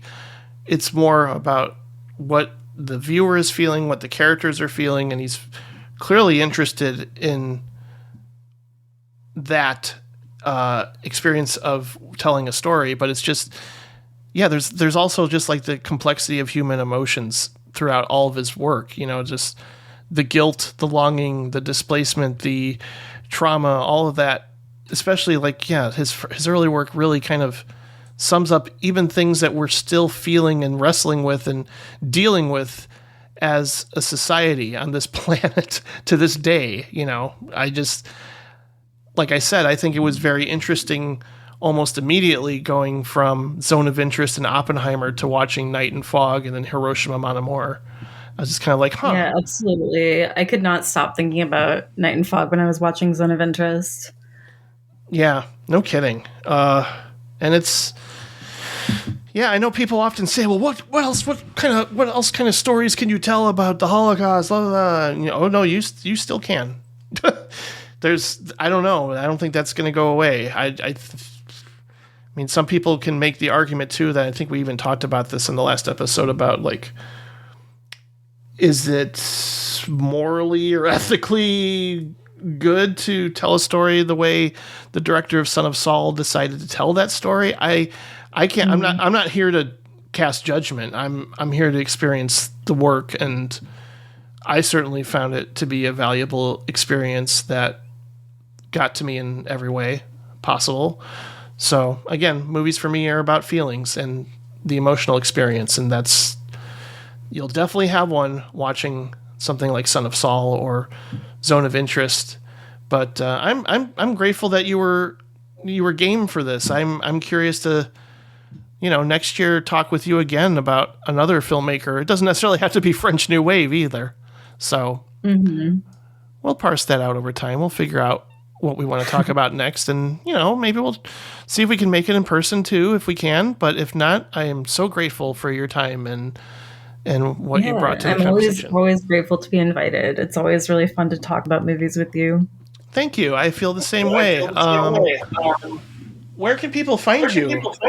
I know you're on Letterboxd, right? I am on Letterboxd, and I don't spend a whole lot of time there, but I'm always trying to be better about it. So let me see. What is my username? Yeah, hold me accountable. Make me more present on Letterboxd. I'll have listeners write to you. Hey, why have you updated your Letterboxd recently? What is my username? I think it's the same as my Twitter username, which is swamp_witch, with the witch, the I in witch being a 1. So that mysterious. Yeah. I'll link to it in the show notes regardless. Okay. Yeah, we can do that. And stay tuned, everybody, because like I said, in about a month, you got an epic, probably 6 or 7 hour episode where Colin Suter and Eric Childress and I, we get a little wacky and we talk about nearly every film that's come out in a certain year. We go through every month, and I can't believe we continue this tradition. And it's kind of an intimidating experience, but it's also something I look forward to and value, especially hearing what my friends have to say about films from a certain year. And going back and seeing how we feel about them now is always really interesting, because I just recently rewatched Leon the Professional, and I don't think I like that movie. I mean, I don't know. I don't think I like it either. It's been a long time since I saw it, though. Yeah, there's just now I feel creeped out, and understandably so. But still, it's like where Natalie Portman's troubles started. Yeah, and so like that's something that I take into account. So it's interesting to go back now, watching a movie that was made 30 years ago, and there's things like transphobia in Ace Ventura: Pet Detective, or like it's just kind of an interesting experience, and I'm glad we get to do it. I'm glad, as kind of daunting it can be, and certainly we never ever get to every title. It's kind of impossible, but we try just cover the notable ones, and I know people look forward to that episode. I try to edit it far more than I do the regular episodes too, by like inserting clips and trailers and fun stuff and songs from that year. So everybody has that to look forward to in early March. So stay tuned and visit directorsclubpodcast.com and send me an email to directorsclubpodcast@gmail.com. And I look forward to having Kate back on next year, and we'll talk more soon. Thanks everybody for listening. Bye-bye.